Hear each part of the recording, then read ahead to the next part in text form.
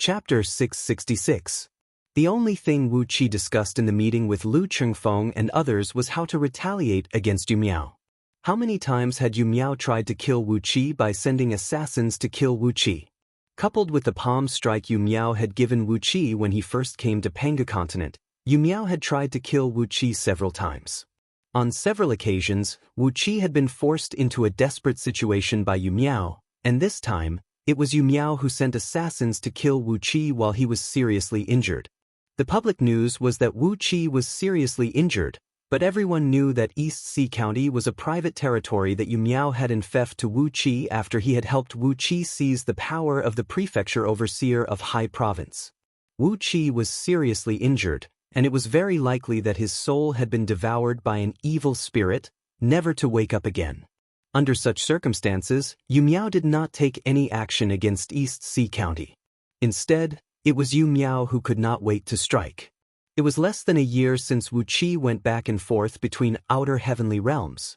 Yu Miao had probably sent someone to inquire about Wu Qi's injury, and found that Wu Qi was indeed bedridden because his soul was seriously injured, leaving only a few subordinates to take care of the affairs of East Sea County. After that, Yu Miao immediately sent assassins to kill Wu Qi, and at the same time sent his son, Yu Lei, to seize control of East Sea County. Yesterday, Yu Miao accompanied Yu Lei to East Sea County. According to Yan Feiyu's investigation and Yu Miao's own account, it was clear that Yu Lei had used Yu Miao's power to force Yu Miao to come to East Sea County and seize control of East Sea County for him. According to the laws of Diyu, for a newly enfeoffed governor like Wu Qi, if he didn't have any relatives or descendants, which meant he didn't have an heir, and if Wu Qi's soul was seriously injured and might not be able to recover, his direct superior must send a competent official to handle the affairs of the territory. Yu Mu had given Wu Qi a lot of face. Although Wu Qi was seriously wounded and bedridden, Yu Mu paid no attention to the affairs of East Sea County, as if he did not know that Wu Qi had violated Diyu's law. Wu Qi would never forget this friendship. Although Yu Miao had the bad habits of a young master from an influential clan, he was a man of loyalty. But Yu Miao and Yu Lei's table manners were too unsightly, which made Wu Qi even angrier. By any means, we have to give Yu Miao a warning. Wu Qi explained the cause and effect of the matter to Lu Chengfeng, and then gave him the order. Lu Chengfeng did not waste any time. He immediately ordered a group of trusted subordinates to make the arrangements. With the manpower and resources Lu Chengfeng had at his disposal now, it was impossible for him to kill a great oracle like Yu Miao, who possessed an overall strength equal to that of a gold immortal. But, if it was only for Yu Miao's sons and grandsons, those who were related to Yu Miao, and the shops run by Yu Miao's people, Lu Chengfeng would be able to handle it perfectly. Great Yen had always cultivated assassins, and with his identity as Duke Yen Lu of Great Yen, together with the rich profits brought to him by Star Picking City and Little Meng City, Lu Chengfeng had raised nearly 10,000 men of sacrifice over the past few years. These men of sacrifice had followed Wu Qi to Panga continent, and were now training in a secret valley outside East Sea City. With the help of all kinds of vicious curses, deadly immortal talismans and powerful weapons from Mo sect, these thorns would make Yu Miao's heart bleed over and over again like thorns. When Yu Miao and those elders around him were almost weakened, it would be time for Wu Qi to teach Yu Miao a hard lesson. East Sea County had begun its operation. Teams of assassins were sent out after Wu Qi had cast all kinds of vicious curses on their souls. A large number of intelligence agents swarmed out, infiltrating Zhong province and the 300 provinces under its jurisdiction. Lu Chengfeng, Lu Ziyuan, and others had very strong administrative ability and efficiency. Under their deployment, in just a few days, East Sea County had established a preliminary framework of highly efficient intelligence and assassination departments. When Wu Qi was severely wounded by the primordial gold talisman, when he was traveling across Panga continent on foot, he had created many celestial fiend puppets and sent them to various places to develop his own forces. On top of that, he had also rescued tens of thousands of cultivators from the mine of Miao Ying Palace in the dark abyss of the Northern Ocean.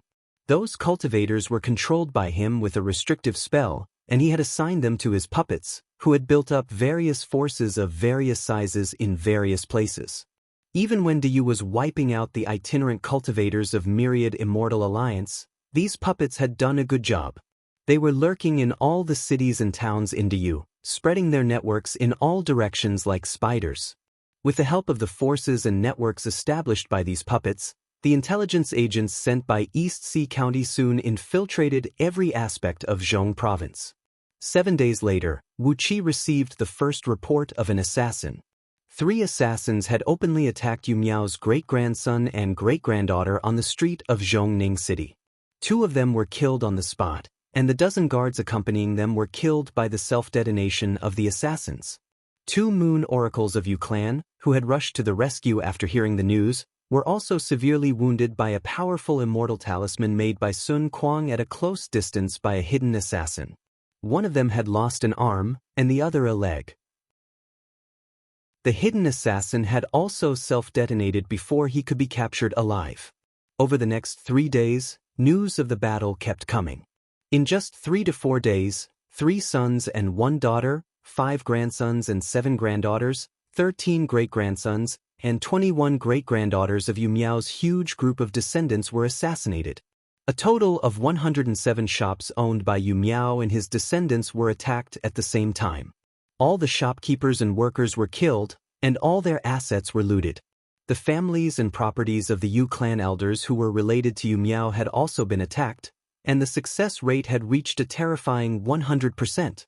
The sudden blow made all the members of Yu clan feel dizzy. Yu clan had never encountered such a blow, which was as swift and violent as a thunderbolt, as bizarre as the corrosion of a ghost, and as vicious and merciless as it was. It must be admitted that although the history of the Yu dynasty was much longer than that of Great Yan, when it came to the use of assassins, the members of Great Yan's imperial clan were definitely the patriarchs of all the influential figures in Diyu, including the human emperor. From the formulation of the operation plan, from the selection of targets to the timing of the attack, and the coordination of the assassins sent by Yu Miao were like thugs on the street, while the assassins sent by Lu Chengfeng were professional masters. And that was because the cultivation base of these assassins was too weak, so they could only target the ordinary people among Yu Miao's descendants who did not have any cultivation base. When the members of these assassins who practiced the true body of heaven and earth scripture and the other cultivation techniques of the human race spent a few years improving their cultivation base, these assassins would turn from ordinary wooden thorns and iron thorns into poisonous fangs, giving Yu Miao a heart-wrenching pain with just 1 strike. Wu Qi could not help but keep nodding as he enjoyed the summary of the results of the operation brought back by the intelligence agents. Lu Chengfeng had ordered all the assassins to suspend all operations. He had to give Yu Miao some buffer time, so that he, who had raised his guard, could gradually relax. Yu clan was now on high alert, and a large number of experts were protecting all the members of their direct line of descent. It was no longer as easy as it was a few days ago. Let Yu Miao and the others suffer in pain and anger, and when I have the chance, I'll give Yu Miao a few hard blows. This is revenge, Wu Qi's revenge on Yu Miao. He had to do it slowly and patiently.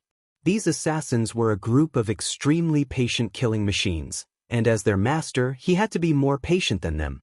Yu Miao is crying, isn't he? Wu Qi sneered. With a flip of his palm, all the reports turned into wisps of smoke. Pass down my order. Assemble 10,000 soldiers and follow me to the battlefield. Wu Qi burst into laughter and cried out, Huang Liang, assemble 10,000 soldiers and select 10,000 of our new soldiers with the strongest cultivation base. Assemble the army and follow me to join the war with General Bo Yunting. The people of the 6 dynasties had been brought to Pangu continent by Wu Qi, and they were now lying dormant in the wilderness, slowly accumulating their strength. Wu Qi, on the other hand, wanted to work hard for himself and those around him. He wanted to seize as many military exploits as he could, so that his military rank could continue to rise, and he could grasp more and more power and resources in Great Yan, a behemoth. When he rose 1 step, the people around him could rise 1 step, and the 6 dynasties could rise 1 step as well. And when the 6 dynasties rose 1 step, the people around him could rise 1 step, and he could rise another step as well. Wu Qi was not as ambitious as Ying Zheng and the other emperors. He was not interested in the positions of the great celestial emperors of the celestial court. He just wanted to control his own life and death, to avenge the favors he owed, to avenge Lady Dark Goldwater, Reverend Gale, and to avenge Wu Wang and Lu Xiaobai. But when he thought about the enemies Wu Qi would have to deal with in the future, Green City was not a problem, for it was just a lackey sent by the celestial court. But the revenge of Reverend Gale would be a big problem. If the mighty Eastern Green Emperor wanted to avenge him, perhaps Wu Qi would have to have the power and status of the great emperor of the celestial court.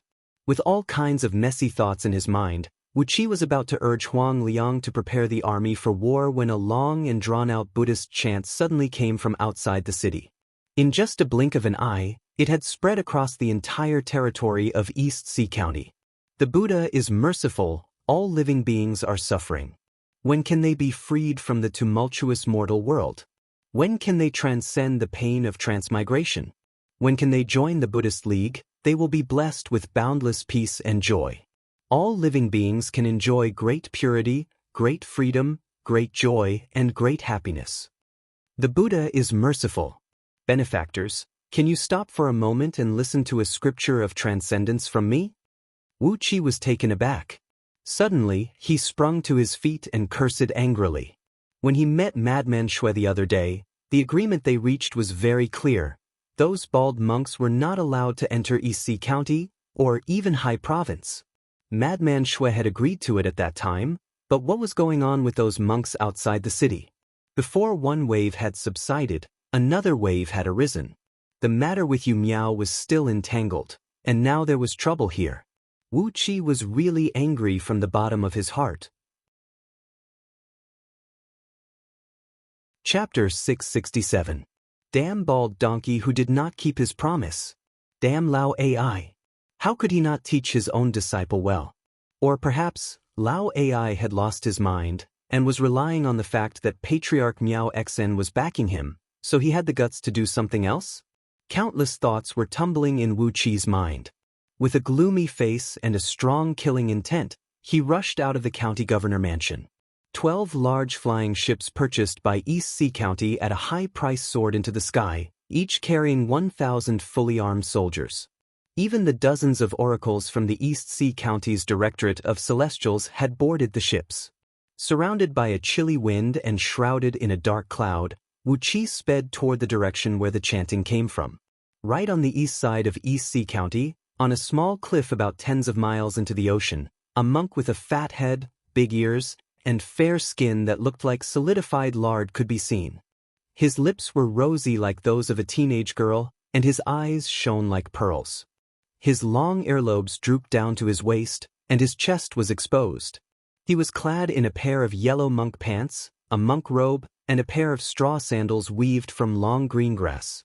A wooden fish, about 3 feet in circumference and cast from pure gold, was placed right next to him. The monk was holding a wooden fish hammer, which was as thick as a fist, and was striking the wooden fish from time to time. The wooden fish hammer was forged with pure silver, and when it was struck, it would send sparks flying in all directions. The sonorous ringing of the wooden fish echoed in all directions, shaking the ears of Wu Qi and the others a few miles away.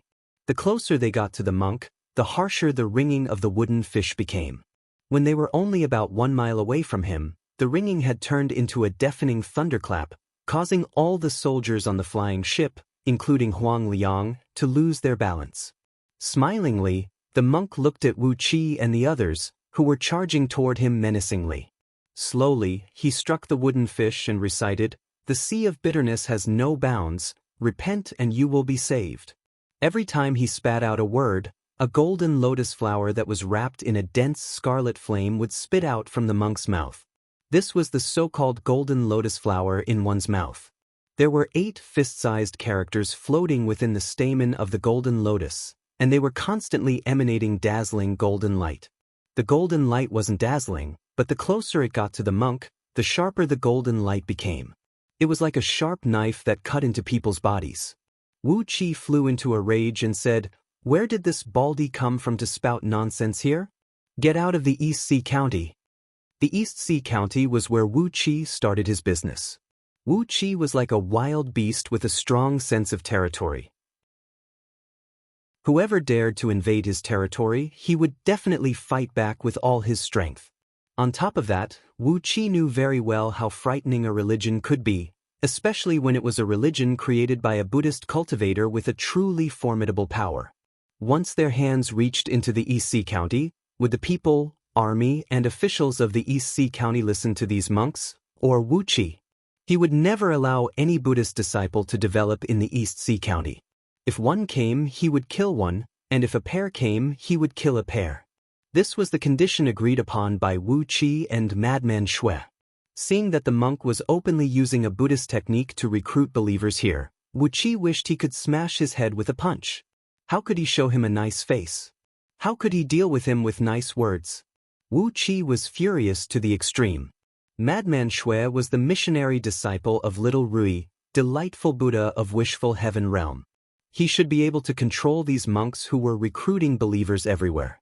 So, why did a monk suddenly come to the East Sea County to make trouble?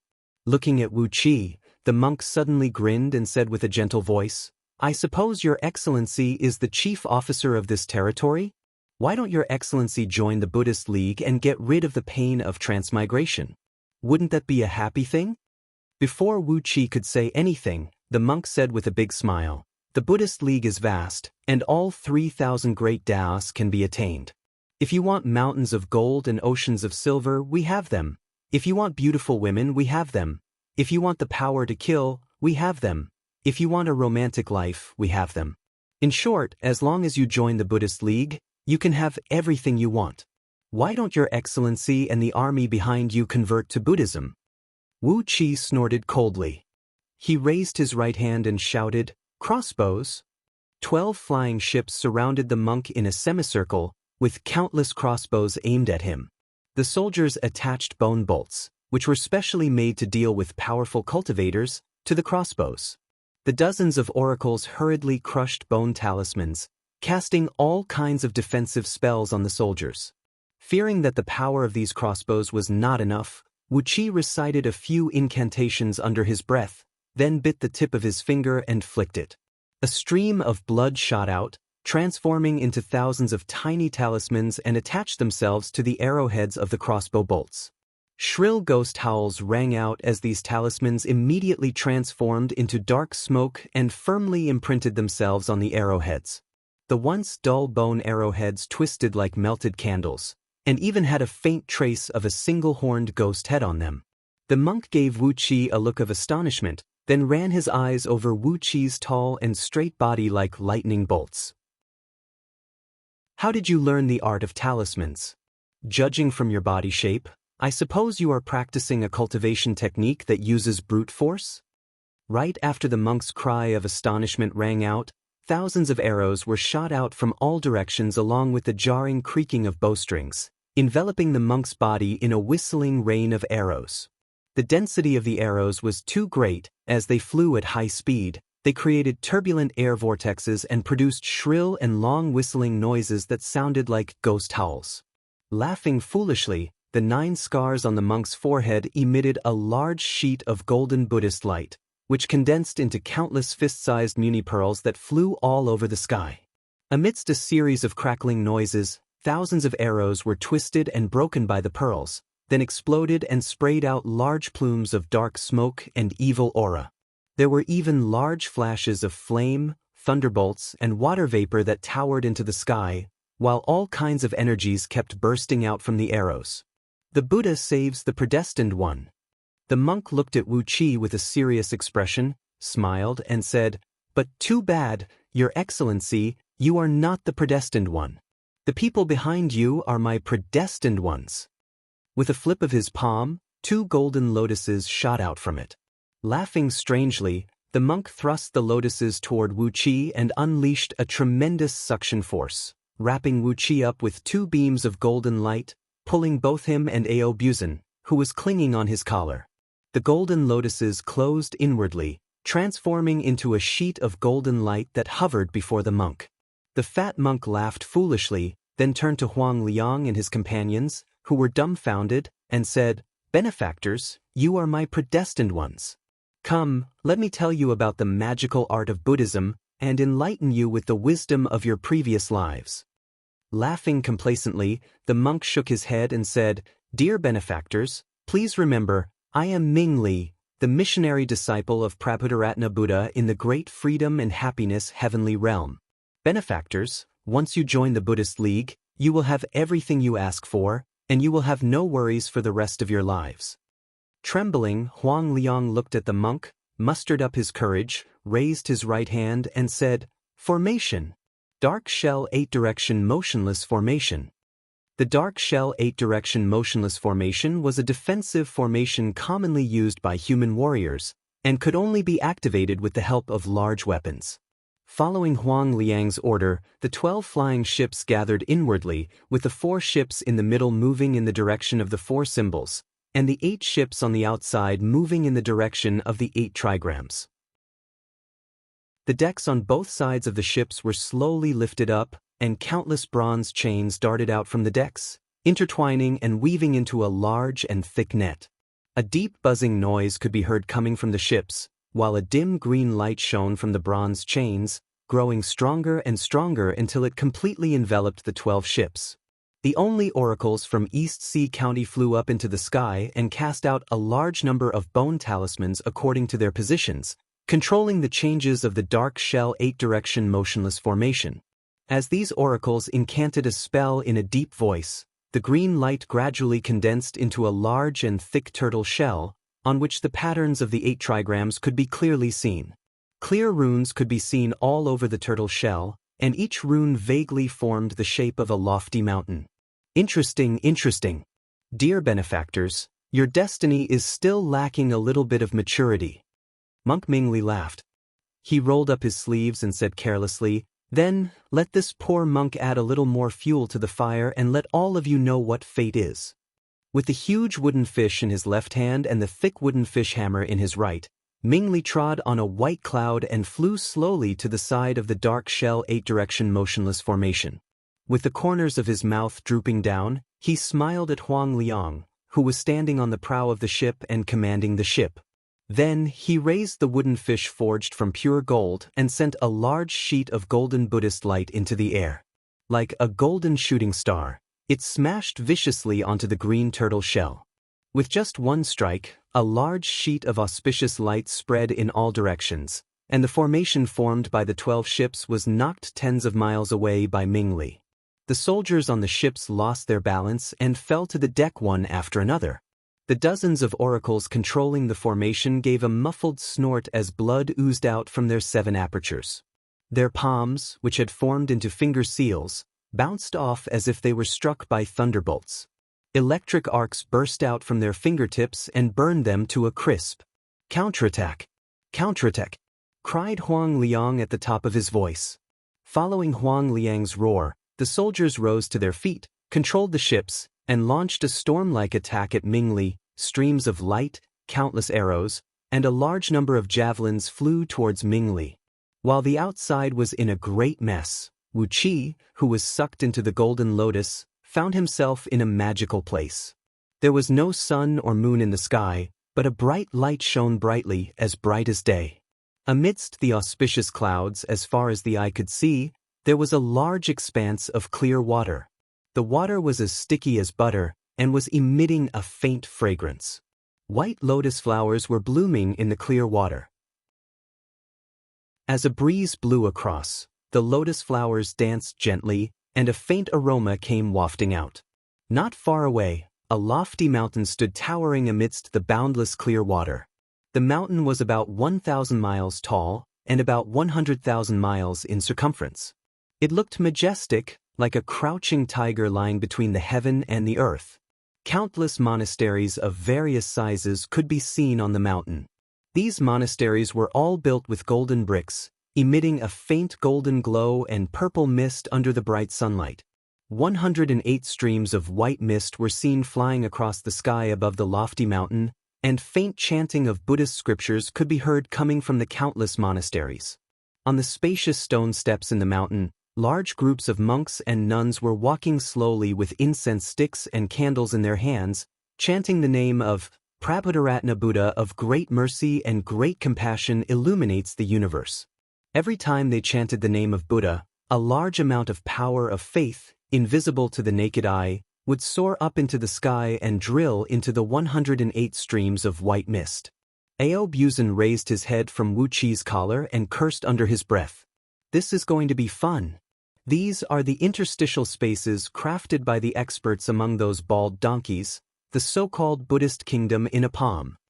One world in a grain of sand, 3,000 Buddhas in one world, and the Buddhist kingdom in a palm was the most mysterious and powerful divine ability of the Buddhist League.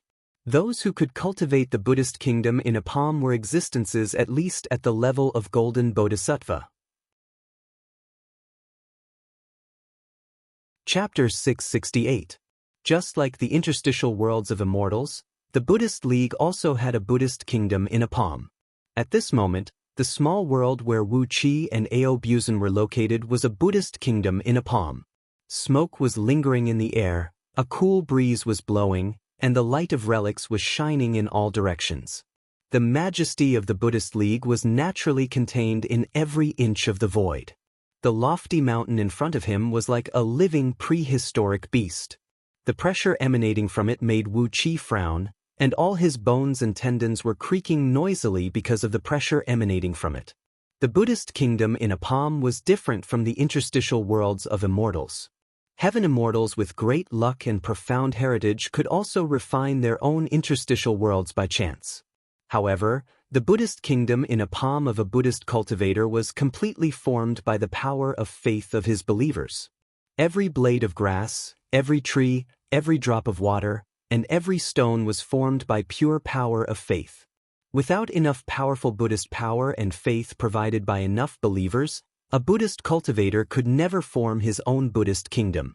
Generally speaking, only a bodhisattva with the strength equivalent to a gold immortal and a golden bodhisattva with an extremely profound cultivation base could form a Buddhist kingdom.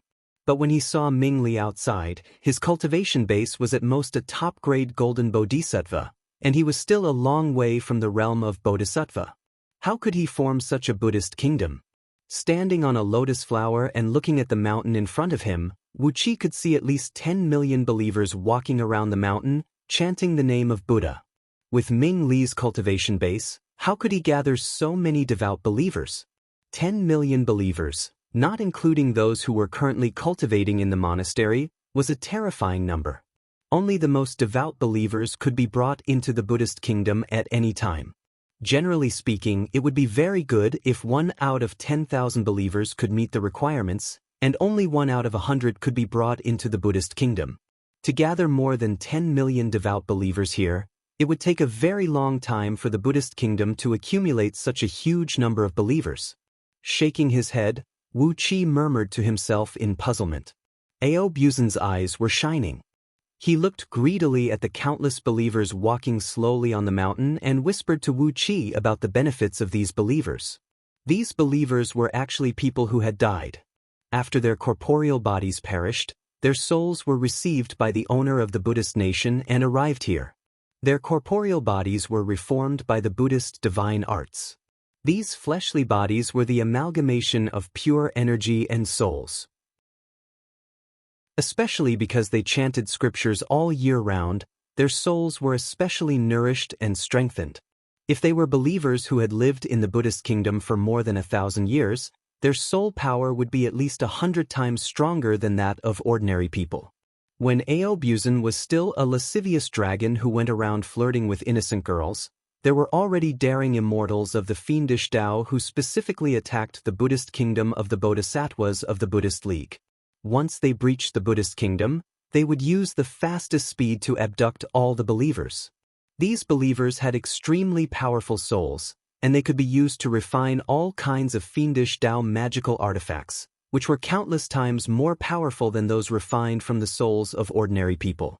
After listening to Ao Buzan's introduction, Wu Chi looked thoughtfully at Ao Buzan. Ao Buzan squinted his eyes and let out a strange laugh, spreading his 2 front paws to the left and right. He whispered to Wu Chi that these believers in the Buddhist kingdom had many uses.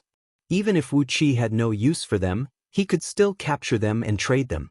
In Audiobook's memory, there were several secret trading markets opened by immortals of the fiendish Tao.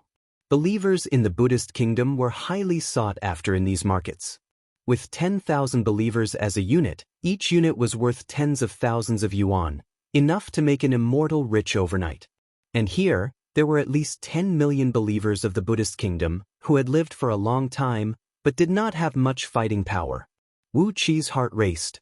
His eyes glowed as he looked at the great mountain in front of him. Suddenly, he laughed coldly and said, "This monk must have lost his mind. Since he sent me here, he can't blame me for being rude, can he?" Laughing wildly, Wu Qi had also thought of the use of these believers. Even if he could not trade them, they could be used as sacrificial offerings. Originally, Wu Qi had nothing to do with these believers, but since Ming Li had blatantly invaded Wu Qi's territory and captured Wu Qi with the mystic technique of the Buddhist kingdom in the palm, they could not blame Wu Qi for being so cruel to them. He opened his mouth and inhaled. A large sheet of chaotic light sprayed out, and the believers who were walking slowly around the great mountain cried out in alarm at the same time. Their bodies floated up into the air and flew toward Wu Qi's mouth along the chaotic light. Suddenly, a sonorous Buddhist mantra was heard coming from the largest temple on the top of the mountain. "The sea of bitterness has no bounds. Repent and you will be saved." Together with a vigorous Buddhist power, the mantra condensed into a thunderbolt in the void and smashed into Wu Qi's spiritual ocean, trying to knock him out. However, Wu Qi's spiritual ocean was vast and empty, and his innate chaotic divine soul was hidden in it, protected by the divine flame of order. As a result, the mantra was like a stone thrown into the ocean, disappearing without leaving any ripples. Wu Qi snorted coldly, then performed a hand incantation gesture and cast it toward the temple. After that, he chanted a thunder spell under his breath, getting ready to strike down a thunderbolt and raze the temple to the ground. However, right after the incantation gesture were cast, Wu Qi cried out in surprise. The incantation gesture he cast out did not work at all. He did not even sense a ripple of energy, and there was no thunderbolt as he expected. Aobuzan breathed out a long sigh, then began to explain to Wu Qi about the magical Buddhist kingdom in a palm. According to the cultivation technique they cultivated, the interstitial world of an immortal would have all kinds of extreme properties, such as an ocean of lava, a world of ice and snow, clouds and mists, thunderbolts, boundless hurricanes, and so on. However, the Buddhist kingdoms of Buddhist cultivators were all the same. Their Buddhist kingdoms didn't have any other power. What filled the Buddhist kingdoms was the pure Buddhist power cultivated by the Buddhist cultivators. How could an immortal cultivate the cultivation technique of Buddhist League?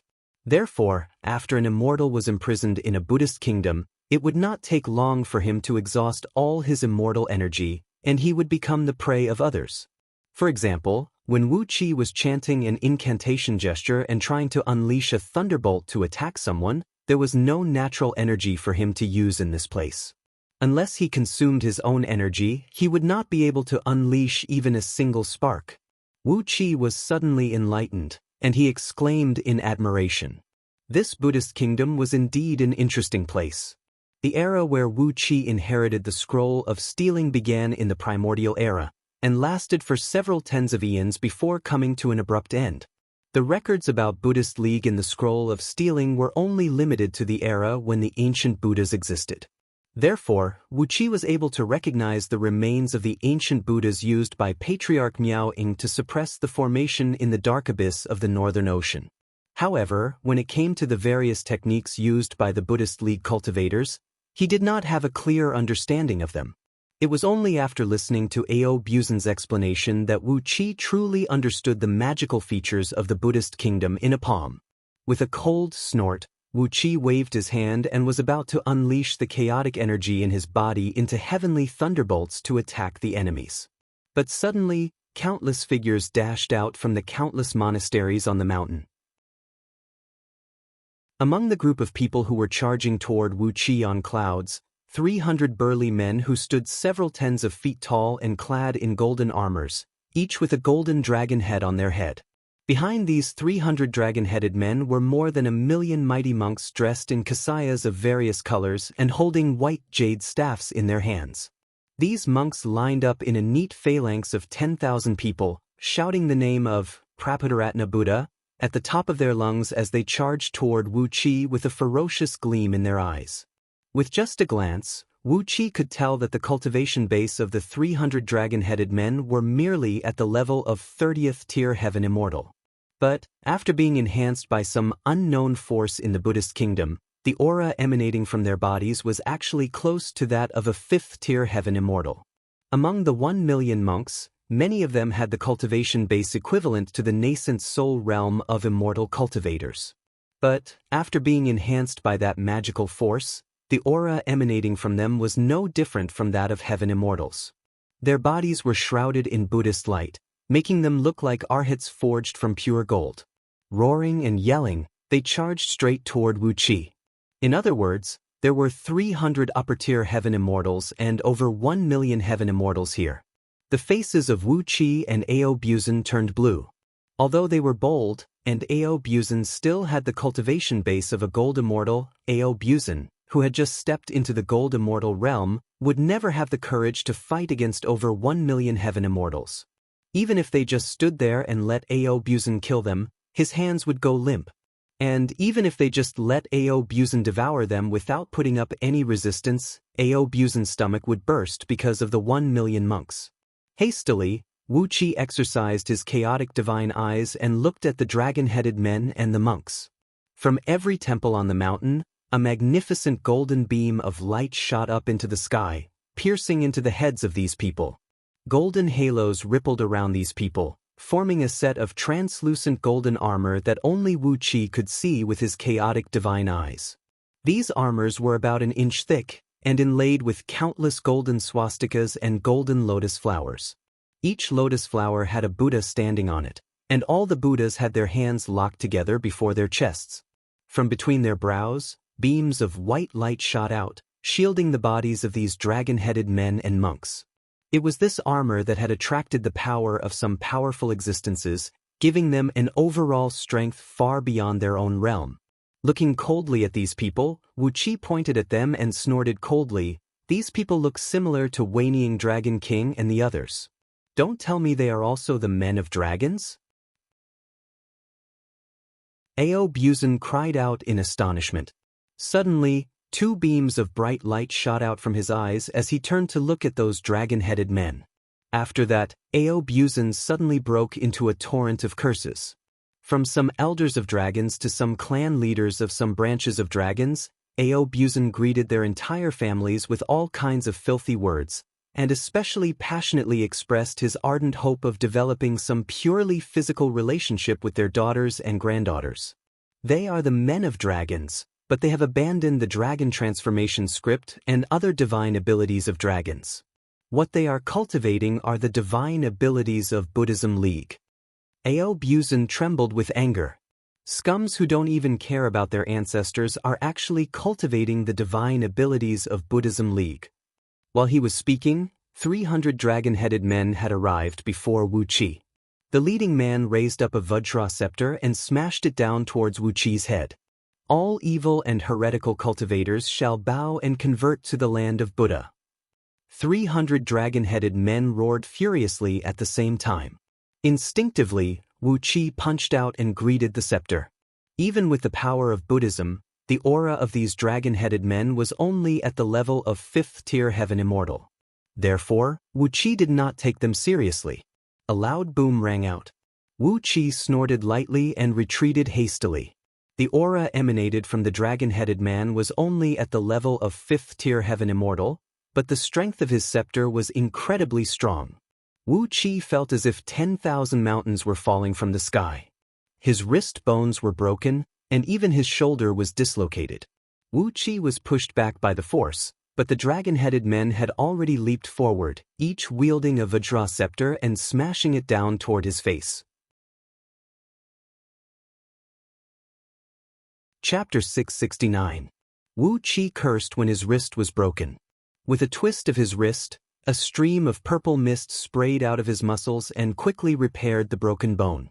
On top of that, he was surprised to find that after the broken bones were healed, the texture of the bones around the wounds had become denser, and there was even a faint purple gleam shimmering from them. Wu Qi nodded thoughtfully. While he was distracted, the 3 Vajraceptors had already struck his left shoulder, back, and waist.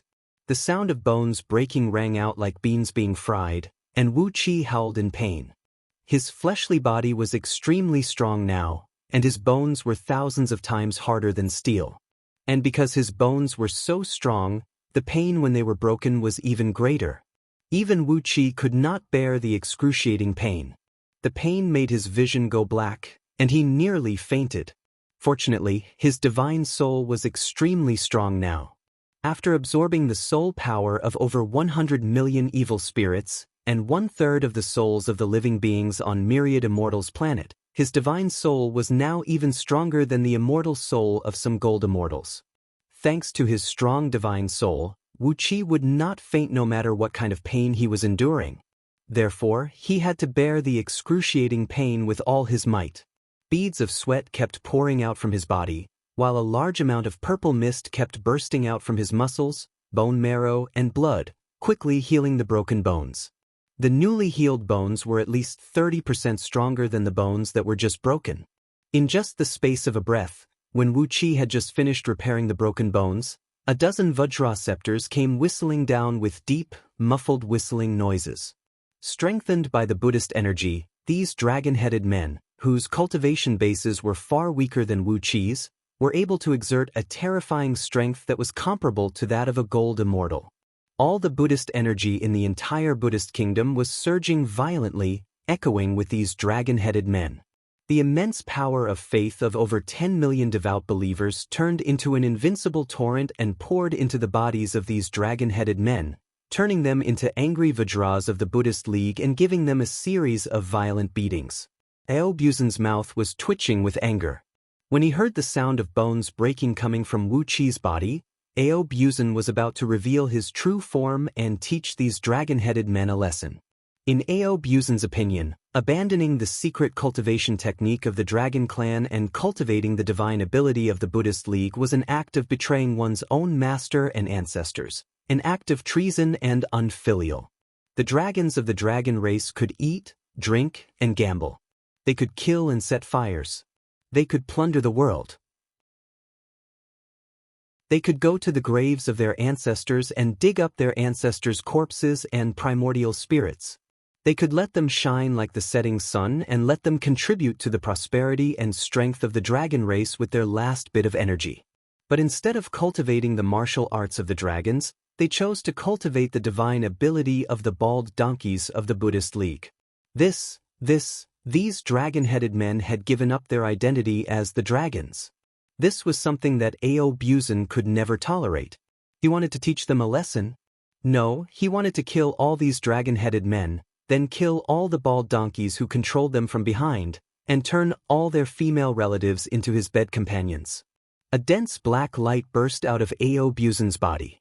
Aobuzan was about to lash out in anger, but Wu Qi pressed down on Aobuzan's body and told him not to move. Dozens of Vajra pestles struck Wu Qi's body, breaking more than a dozen of his bones, and shattering them in several places. But, under the constant nourishment of the purple mist, his broken bones were reconnected, and shattered bones were reformed. The new bones were a few times stronger than the original ones, and the speed of cultivation was at least dozens of times faster than if he cultivated on his own. Wu Qi had reached the bottleneck, and it would take him a great deal of effort to make any progress. Now that he had such a convenient way to improve his strength, how could he let Aobuzan mess things up? Enduring the pain, Wu Qi spread his arms and cursed Prabhudaratna Buddha. From Prabhudaratna Buddha's mother and father, to his grandchildren, to his master's wife, Wu Qi cursed all of them with the most vicious language. His words were vicious and obscene. These dragon-headed men, who had been guarding the Buddhist kingdom for thousands or even tens of thousands of years, exploded like a bomb.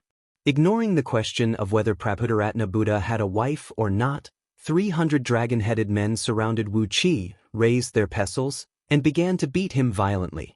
These dragon-headed men were infuriated. They did not say any empty words such as the sea of bitterness is boundless, repent and be saved, nor did they say any slogans such as the Buddha is destined to save the world. Instead, they just surrounded Wu Qi and beat him. Wu Qi's finger bones, wrist bones, arm bones, shoulder blades, ribs, neck bones, spine bones, skull bones, pelvis bones, thigh bones, knee bones, calf bones, ankle bones, soles bones, and toes bones were all crushed. But a large amount of purple mist was rushing out of his muscles, blood, bone marrow, and meridians. With the nourishment of the purple mist, it only took the time of a single breath for his bones to be repaired, and the hardness and flexibility of his bones had been greatly improved. At first, when the scepter struck Wu Qi, it produced a series of clanking noises like steel smashing tofu, followed by a series of clanking noises like steel smashing a tree trunk, and then a series of clanking noises like steel smashing a rock. 2 hours later, when the scepter struck Wu Qi, a series of clanking noises could be heard. At first, when these dragon-headed men hit Wu Qi with all their strength, Wu Qi would be knocked hundreds of feet away, and then he would be smashed away by another pestle. But as the sound of bones breaking changed, the distance Wu Qi could fly after each hit became shorter and shorter. By the time his bones collided with the scepter and produced a deafening clang of metal, he was able to stand firmly in a lotus flower, spreading his arms and legs to allow the dragon-headed men to attack him at will. Wu Qi stood there like a mountain. 300 pestles smashed on his body with dazzling golden beams, but they could only make his body sway and not fly away like before. Every strike could still cause countless cracks to appear on his bones, but they could no longer break his bones, nor could they shatter his bones. 1,000,000 monks stood in a circle in a distance, staring at Wu Qi in terror, wondering where this monster came from. He was so tough that he could withstand the crazy attacks from the 308 groups of dragons guarding this Buddhist kingdom. Time ticked by, and soon, another 4 hours had passed. The 300 dragon-headed men were panting and sweating profusely. They finally realized that something was wrong. Every time they struck, Wu Qi's body did not move at all. Instead, their palms were aching and swollen. Sparks flew in all directions from the pestles, and with each strike, the pestles bounced high up into the air. But Wu Qi's body just swayed gently, and the sound of bones breaking could no longer be heard. The tallest dragon-headed man threw his head back and let out a furious dragon roar. The fiend flame rises high, and the power of the Buddha is boundless. Prapaduratna Buddha, please send down the boundless power of the Buddha to subdue the demon and slay the fiend. Buddha is merciful, and will purge you, evildoer. As the dragon-headed man gave a long cry, the 1,000,000 monks sat cross-legged in midair, threw away their white jade staffs, put their palms together, and began chanting the Buddha's scriptures while Chi-Chi put his palms together. One after another, a large number of monks clad in kasayas flew up from countless temples on the mountain. Suddenly, tens of thousands of caves opened up on the mountain, from which walked out countless devout believers clad in monk robes. More than 30 million believers were chanting the Buddha's scriptures at the same time, and a tremendous amount of power of faith towered into the sky. 90% of the power of faith was absorbed by the 108 white beams in the sky, while the remaining 10% shot down from the sky and injected into the bodies of the 300 dragon-headed men. Their tens of feet tall bodies gradually shrunk, and their skin turned golden and shiny as if they were cast from pure gold. When their bodies shrunk to the same height as an ordinary human being, they wielded their pestles, which were also much smaller, but shone even more dazzlingly, and were now covered with a layer of pale golden flame, and thrust them towards Wu Qi. The 300 men were divided into more than 30 teams, circling around Wu Qi like a windmill. One after another, they spun around Wu Qi's body and smashed their pestles towards Wu Qi's body. The noise that sounded like steel hitting would echoed out once again. Once again, Wu Qi's bones, muscles, and tendons were shattered inch by the pestles. An even more intense pain came from Wu Qi's body. Wu Qi roared furiously and stood where he was, not moving an inch. The enormous chaotic energy in his body was spinning rapidly, quickly assimilating with the purple mist that spurted out from his muscles. Every 10 portions of chaotic energy could be assimilated into 1 portion of purple mist. Dense purple mist filled his entire body.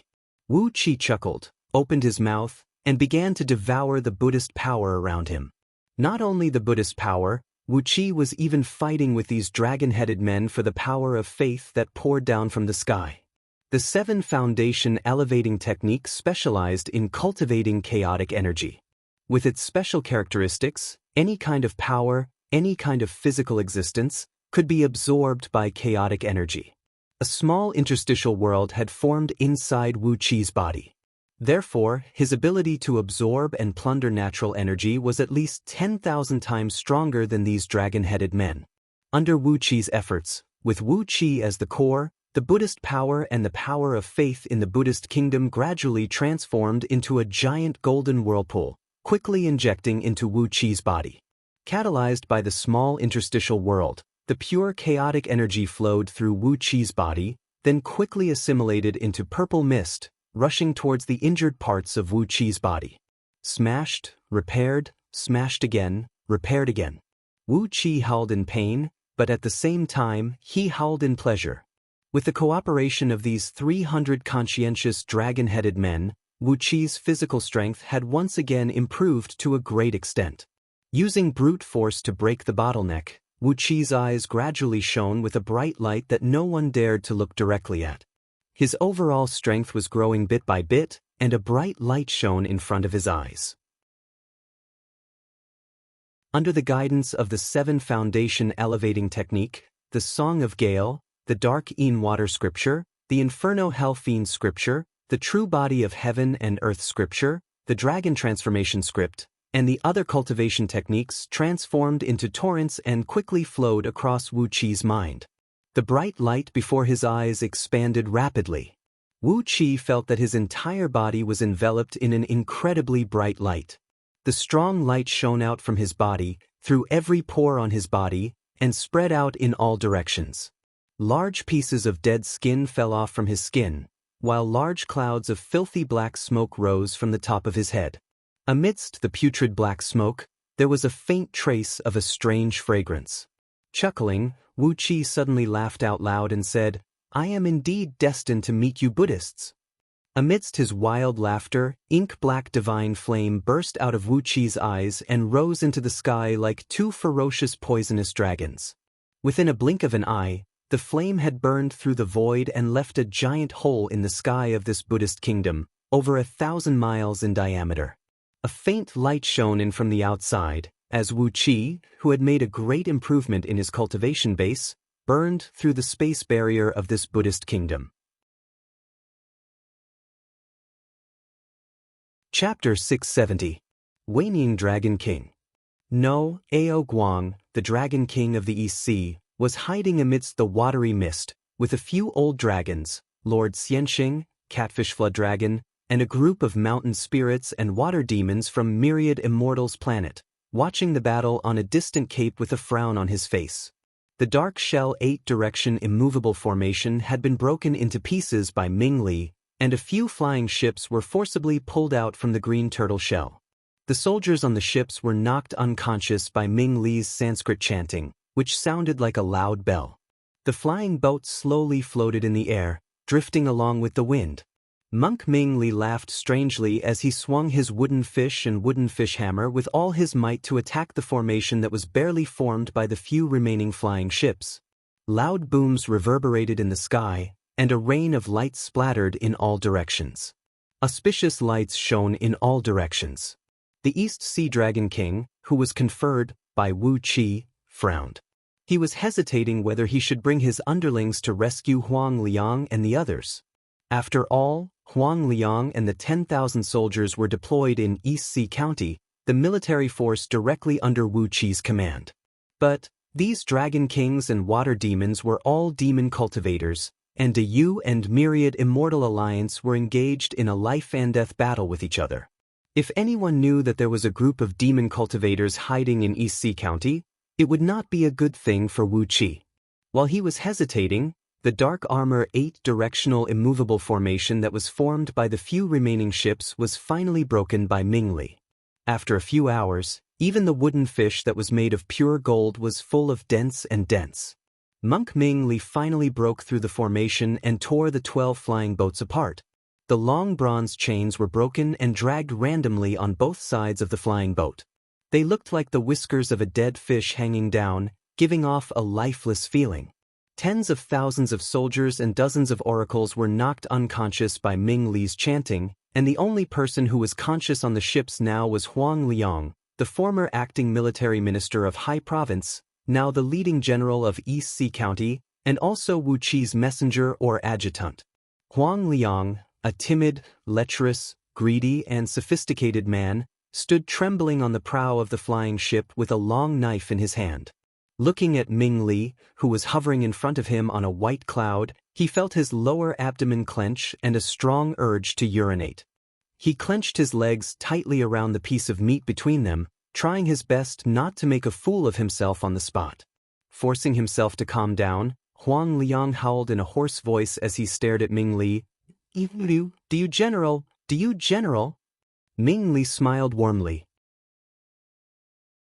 He placed the wooden fish and the wooden fish hammer on the prow of the ship, then gently pressed his hands on Huang Liang's shoulders and said, "The Buddha is merciful. My hands have never been stained with blood, so how can it be considered as attacking you? I'm just preaching, looking for the fated ones, and helping all living beings to release their souls from purgatory. This is a good deed to accumulate great virtues." A Buddhist light that looked like a colored glaze slowly flowed down from Huang Liang's shoulders to his entire body. Ming Li smiled warmly at Huang Liang, and there was an indescribable sense of benevolence in his eyes and brows. Huang Liang's body was twitching. He felt as if he had returned to his mother's womb, feeling peaceful and carefree. He felt that this Ming Li before him was the closest person to him, and that he should obey all of Ming Li's orders. Huang Liang was so close to reciting the name of Buddha along with Ming Li, but suddenly, Wu Qi's face appeared before Huang Liang's eyes. He suddenly thought of all the cruel and merciless things that Wu Qi had done, and recalled Wu Qi's resolute and merciless methods. Huang Liang shuddered. Suddenly, the long saber in his hand thrust out like a gust of wind, aiming straight at Ming Li's lower abdomen. Seeing that Huang Liang was about to fall into his trap and become his most loyal follower, Ming Li nodded with a smile on his face. The vigilance in his heart had been reduced by 99%. Suddenly, Huang Liang launched an attack. The blade of his saber had pierced 3 centimeters deep into Ming Li's lower abdomen. Only then did Ming Li react. With a furious roar, he quickly retreated and threw a backhand punch at Huang Liang's head. The wind generated by the punch was accompanied by the roar of a heavenly dragon. Ming Li's punch was the Dragon Roar Fist, one of the 18 heavenly dragon demon subduing techniques, one of the 8 groups of heavenly dragons of the Buddhist League. When this punch was cultivated to the limit, it would have the strength of 100 dragons. The power of this divine power was definitely not weaker than the body tempering techniques of the immortals and the various body tempering techniques of the human race. It was a divine power of fiend refining that only those guardian arhats with wisdom, aptitude, and perseverance could cultivate. Ming Li's cultivation base was not that high, but his punch also had the strength of 3 dragons, which was enough to shatter the body of an ordinary heaven immortal. With his cultivation base, Huang Liang could at most have the strength of 1 dragon of a heavenly dragon. When he encountered Ming Li's punch, he would be smashed to pieces. But, intimidated by Wu Qi's ferocious power, Huang Liang suddenly had the thought of risking his life. The ferocious Huang Liang bared his teeth and glared at Ming Li with his scarlet eyes. He paid no attention to the punch that came smashing down on his face. Instead, he swung his saber with all his strength and continued to thrust it toward Ming Li's lower abdomen. A vast amount of purple mist kept rushing into Huang Liang's body. Huang Liang's blood was boiling, his internal organs were trembling, and his muscles and bones were filled with a ferocious heat unique to a desperate man. At that moment, Huang Liang had forgotten about life and death, about wealth and honor, about the fact that he was actually a cowardly and slippery man, about the dozens of beautiful girls he had hidden in his backyard, and about the large amount of gold, silver, and jewelry he had stored in his underground storeroom, and about the terrible scene where he might be beaten to a pulp. He just clenched his teeth and concentrated all of his spirit, energy, and spirit on the blade. All of his blood and chi were sucked out and injected into the long blade in his hand. In that instant, Huang Liang's body suddenly turned into a black hole, and all the purple mist on Pangu continent rushed toward him. In the blink of an eye, at least 100 times more purple mist than Huang Liang had ever absorbed in his life had fused into his body, quickly fusing with every cell in his body. A jarring cracking sound rang out from Huang Liang's body. His cultivation base, which had stagnated for at least 10 years, soared 100 times in that instant, from the equivalent of a 35th tier heaven immortal to a 27th tier heaven immortal. In other words, Huang Liang had risen from the realm of 1 star of the first Panga heaven to the realm of 3 stars. All of a sudden, the blade became hazy, and only a shadow could be seen, stabbing into Ming Li's lower abdomen without making a sound. The 1.5-foot-long blade sank into Ming Li's body. Pale golden blood sprayed out along the grooves in the blade, and a faint whistling sound of the wind could be heard. In just a blink of an eye, at least a dozen kilograms of blood sprayed out. A muffled boom rang out as Ming Li's dragon roar fist landed squarely on Huang Liang's face. Huang Liang's nose collapsed, and blood sprayed out of the wound. The terrible force of the fist knocked Huang Liang's head back, breaking his neck into a dozen pieces, and breaking all the nerves and blood vessels in his neck by the terrible force. Huang Liang's vision turned dark, and he lost all consciousness. But a vast amount of purple mist was constantly fusing into his body. His broken nerves, blood vessels, and bones were healing rapidly, and they were now several times tougher than before. Huang Liang's eyes suddenly lit up, and a boundless killing intent rushed up from his heart. Gripping the hilt of the blade, he gave it a hard twist, then slashed it down. A cracking sound was heard, and Ming Li let out a miserable howl. Huang Liang had cut his chest open, and all the bits and pieces of bezoar and horse jewels in his lower abdomen sprayed out. Hee, Lao Tzu is finally a man today. The blood splashed all over Huang Liang's face. He gritted his teeth and roared, "Bald donkey, Lao Tzu is finally a man today." With his face covered in blood, Huang Liang howled like a wounded wild wolf. He dropped the blade, curled up his body, and threw himself at Ming Li, opening his bloody mouth and biting the monk's neck. His white teeth clenched, and a loud crack rang out as the arteries in Ming Li's neck were broken by Huang Liang's bite. A copious amount of blood sprayed out and was sucked into Huang Liang's mouth. Ming Li shrieked in pain.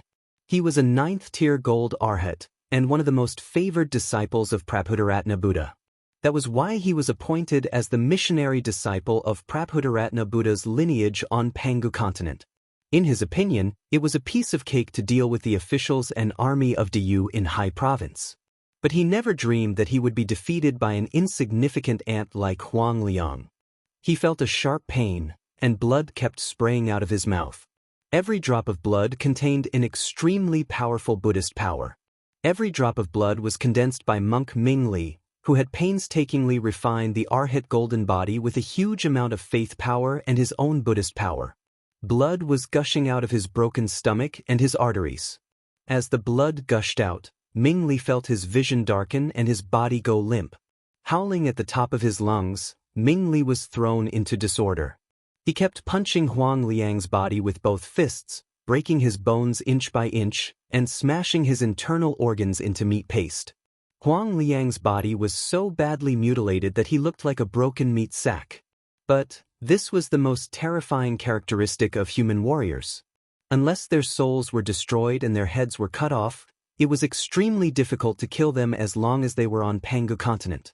Huang Liang's battered body was crazily absorbing the purple mist that kept pouring over. His body was broken and repaired, broken and healed. No matter how Ming Li beat him, he could not really kill him.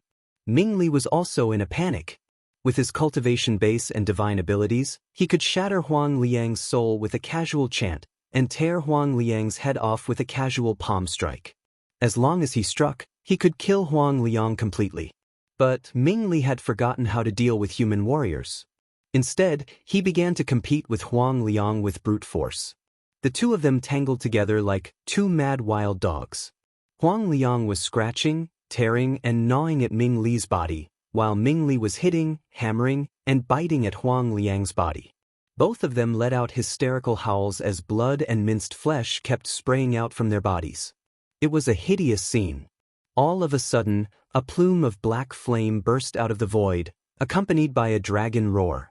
Wu Qi leaped out of the burned void with a strange laugh. As soon as he leaped out of the Buddhist kingdom, Wu Qi sensed that Huang Liang's aura had suddenly become 100 times stronger. He turned to look at Huang Liang in amazement, and could not help but give him a thumbs up. This guy is a real man today.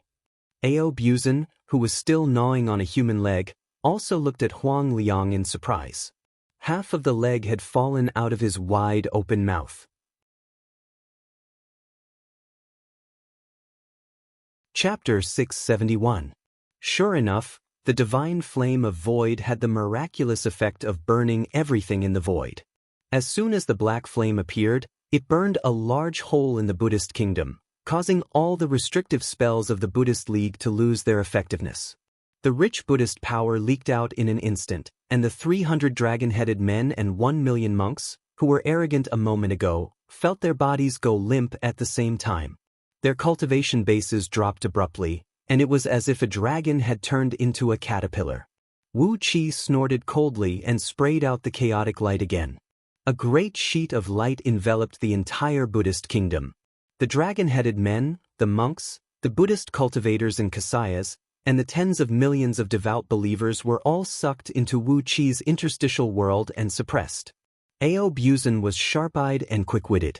From among the countless believers, he picked a few fair-skinned and handsome men and women and swallowed them in one gulp, chewing them with great relish. The bodies of these believers were almost made of flesh and blood, but they were condensed from the power of faith and the power of the Buddhist League. In Ao Buzan's words, the bodies of these believers were fragrant, crisp and tender, without the slightest fishy smell, and even their bones were crisp and fragrant like lotus roots. They were the best meat dishes in the world. In Ao Buzan's era, when the great figures among the evil immortals held banquets to entertain their guests, they would be too embarrassed to send invitations to their relatives and friends if they did not serve a few believers of the Buddhist kingdom and some dishes cooked by golden arhats.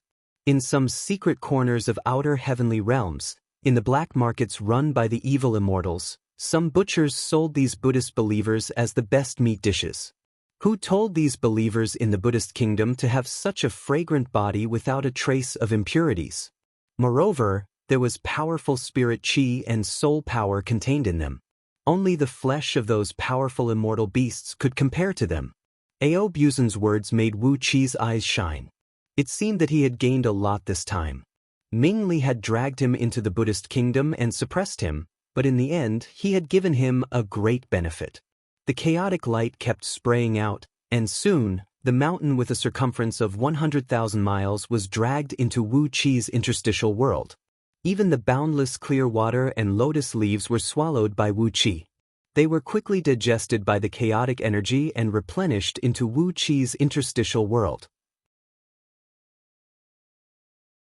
What made Wu Qi happy was that in the temple at the highest point of the mountain, he actually found 8 volumes of Buddhist scriptures, which recorded many good Buddhist cultivation methods, from the most ordinary little monk all the way to the first-grade golden arhat, and even how to condense the bodhisattva lotus throne from the first-grade golden arhat, and how to achieve bodhisattva karma. It was just that the techniques above the bodhisattva realm were missing. This was to be expected. Monk Ming Li's own cultivation was not high. He was now only at the level of a 9th-grade golden arhat. What was the use of the manuals above the bodhisattva realm? After scanning the 8 volumes of Buddhist scriptures with his divine sense and memorizing all the Buddhist mystic techniques, Wu Qi threw them into his interstitial world. Good, very good. Wu Qi was overjoyed. With these cultivation methods, he could use the mystic technique of the 7 foundation elevating technique, catalyze the Buddhist energy with chaotic energy, and cultivate all kinds of Buddhist divine abilities. At that time, he could pretend to be a Buddhist cultivator again. After letting out 3 loud laughs, Wu Qi looted the Buddhist kingdom and put the 108 sariras in the air into his interstitial world, slowly refining them. After that, the divine flame of sky burned through the void, and he flew out with Ao Buzan, who was holding a human leg in his mouth. As soon as he returned to the shore of the ocean, Wu Qi saw Huang Liang entangled with Ming Li like a wild beast. Like two wild beasts who had lost their minds, they were fighting each other until their flesh was badly mangled. The situation was extremely tragic. Ming Li, whose overall strength was obviously thousands of times stronger than Huang Liang, was actually suppressed by Huang Liang. Both of them were entangled in an adulterous relationship, sweating profusely and cursing each other. Wu Qi could not help but give Huang Liang a thumbs up and praise him for his bravery. In the distance, Lord Xiansheng transmitted his voice to Wu Qi, telling him about Huang Liang's performance just now. He told Wu Qi everything, including how Huang Liang ordered the Dark Armor 8 directional immovable formation to defend against the enemy, and how he did not abandon the soldiers and flee alone, but resolutely attacked Ming Li after the formation was breached by Ming Li. Wu Qi could not help but keep nodding. Huang Liang's performance today was really good. Seeing Huang Liang bite Ming Li's nose and poke his middle fingers into the monk's ears, Wu Qi strode over and gave Ming Li a heavy kick on his ribs. Although Wu Qi was beaten up by the 300 dragon-headed men in the Buddhist kingdom, he had obtained a great benefit. His physical strength had now been enhanced to a level that was beyond common sense. With the kick, half of Ming Li's ribs were shattered. Grabbing Ming Li's neck, Wu Qi pressed down on Huang Liang, who had gone mad, and ordered him to stand aside. Ming Li roared furiously, struggling and cursing crazily. But Wu Qi grabbed the tendon on his neck with 2 fingers and squeezed it hard. Immediately, the monk became limp like a dead snake, unable to move anymore. Like a gust of wind, Wu Qi thrust out 360 immortal detaining needles, locking all the vital acupoints on Ming Li's body. After that, he pressed his right palm on Ming Li's head and uttered a spell, forming 3 layers of soul-restraining restrictive spells, blocking off Ming Li's last path of escaping with the relic. Huang Liang, who was beaten senseless and had forgotten where he was, howled and tried to pounce on Ming Li again. But Wu Qi's shout woke Huang Liang up. Huang Liang's body was covered in blood, his fingernails were filled with minced meat, his mouth was filled with blood and flesh, and 2 tendons were stuck between his teeth. Only now did he regain his senses. He staggered a few steps backward and sat down on the prow of the flying ship. Laughing foolishly, Huang Liang stared at Wu Qi and said, "Your Excellency, I'm not dead?" Wu Qi gave Huang Liang a deep look, nodded and said, "You're not dead. You've done a good job this time. When we get back, I'll reward you with more gold, silver, jewelry, and beautiful girls." After a short pause, Wu Qi threw Ming Li onto the deck and said coolly, "You've done a really good job this time. I'll put you in an important position in the future. Keep your spirits up, for you still have a lot of things to do in the future." Gold, silver, jewelry, and beautiful girls were Huang Liang's favorite things, but when he heard Wu Qi say that he would put him in an important position, Huang Liang's eyes lit up. He knew very well that he was not Wu Qi's trusted subordinate, and the person Wu Qi trusted the most had always been someone else. Ever since he came to East Sea County, Huang Liang had always felt that there was a thick layer of darkness in East Sea County, and he was trapped in the darkness, unable to figure out Wu Qi's background. Now, Wu Qi was going to put him in an important position. Huang Liang rose to his feet, dropped to his knees, and swore to Wu Qi, "I'll assist you with all my heart, Your Excellency. Please rest assured, Your Excellency, I'll be loyal to you in the future." Looking at Huang Liang's behavior, Wu Qi smiled, then gave Ming Li a heavy kick on his face. "Bald donkey, why did you come to East Sea County to pick a fight?" Wu Qi snapped angrily. "The U is so big, why did you come to East Sea County instead of going somewhere else?" Ming Li stared blankly at Wu Qi, then suddenly cried out in a hoarse voice, You destroyed my Buddhist kingdom in the palm? How is that possible? That's the Buddhist kingdom my master crafted for me. Without the cultivation base of a bodhisattva, how could I destroy it? Could it be that Was it the Buddhist kingdom in the palm that monk Ming Li's master crafted for him? Wu Qi nodded to himself. No wonder the atmosphere and scale of the Buddhist kingdom were not at the level of Ming Li, a ninth-stage arhat. It was just that everything in the Buddhist kingdom had been plundered by Wu Qi, and the Buddhist kingdom had been completely destroyed. After pondering for a moment, Wu Qi ordered Huang Liang to return to the East Sea City. He transferred thousands of soldiers and sent those who had been knocked unconscious by the Buddhist chants back to the barracks to recuperate. Then he drove 12 flying ships back to the East Sea City, and then transferred the torturers under Luo Kadi to torture Ming. Luo Kadi was a patient, ruthless, and merciless person. During his years under Lu Qingfeng's command, he gradually took charge of the assassins raised by Lu Qingfeng, as well as the dark forces such as lynchings and prisons. Because of his character, he was surrounded by a group of cold-blooded, merciless, and even mentally twisted torture experts. Less than an hour after Wu Qi handed Ming Li over to them, Ming Li, who had been tortured to the point of no longer looking human, completely confessed everything. Ming Li's master was one of the 8 bodhisattvas under Prabhudaratna Buddha, the 7 treasures golden bodhisattva Bodhisattva. Prabhudaratna Buddha was famous for forging all kinds of Buddhist artifacts in the Buddhist League, and was a top refining grandmaster in the Buddhist League. Among the 8 personal disciples of Prabhudaratna Buddha, Bodhisattva, the 7 treasures golden Bodhisattva. It was thanks to his master that Ming Li was able to form the Buddhist kingdom in his palm with the cultivation base of a 9th-tier arhat. During the war between Myriad Immortal Alliance and Diyu Dynasty, the Buddhist League had taken the opportunity to sneak into Pangu continent to recruit believers and expand their territory. Apart from Buddha of Joy, who was behind Madman Shui, the other 7 Buddhas had also sent their emissaries. Prabhudaratna Buddha and Delightful Buddha of Prabhudaratna Buddha were not on good terms with each other in the Buddhist League. Their disciples often had disputes and fights. Therefore, when Madman Shui was preaching in Zhong province, Ming Li also came here eagerly.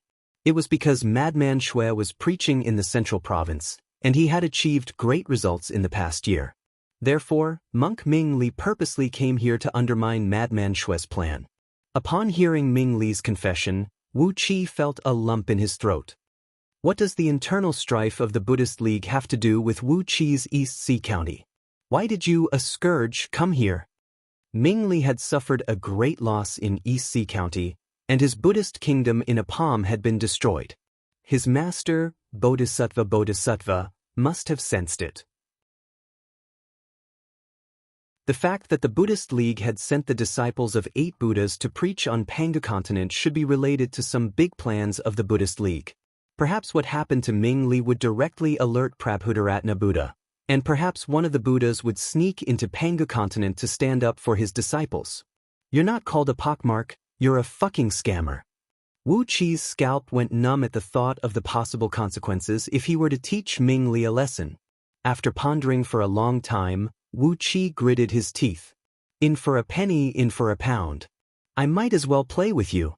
Would the Buddhist League dare to openly clash with the officials of Diyu Dynasty on Pangu continent? If Ming Li dares to do so, would Prabhudaratna Buddha, a Buddha of the Buddhist League, whose every word and deed represents the opinion of the Buddhist League, dare to get involved in this muddy water as well? After beheading Ming Li and letting Ao Buzan devour his relic, Wu Qi carried the bloody head and led an army of 10,000 soldiers to the field headquarters where Bo Yunting's army was located. Wu Qi was going to join the war again, and at the same time, he was going to put the blame on Ming Li's head. The Buddhist League is interfering in the conflict between Myriad Immortal Alliance and Diyu Dynasty.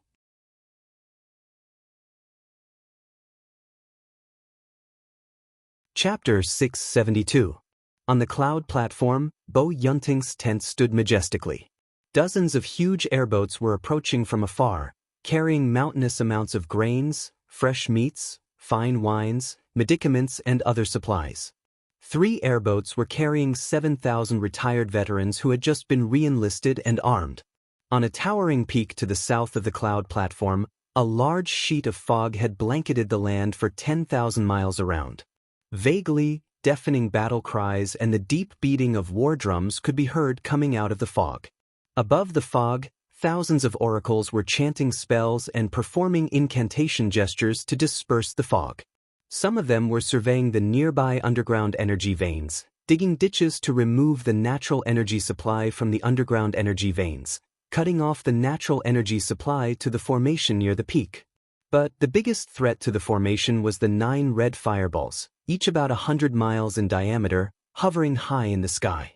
Inside the fireballs, which were rolling and emitting threatening heat waves, huge figures that stood tens of miles tall could be vaguely seen. These figures all had 3 heads and 6 arms, but each of them had 3 long legs, each standing on a 9-headed fiery serpent.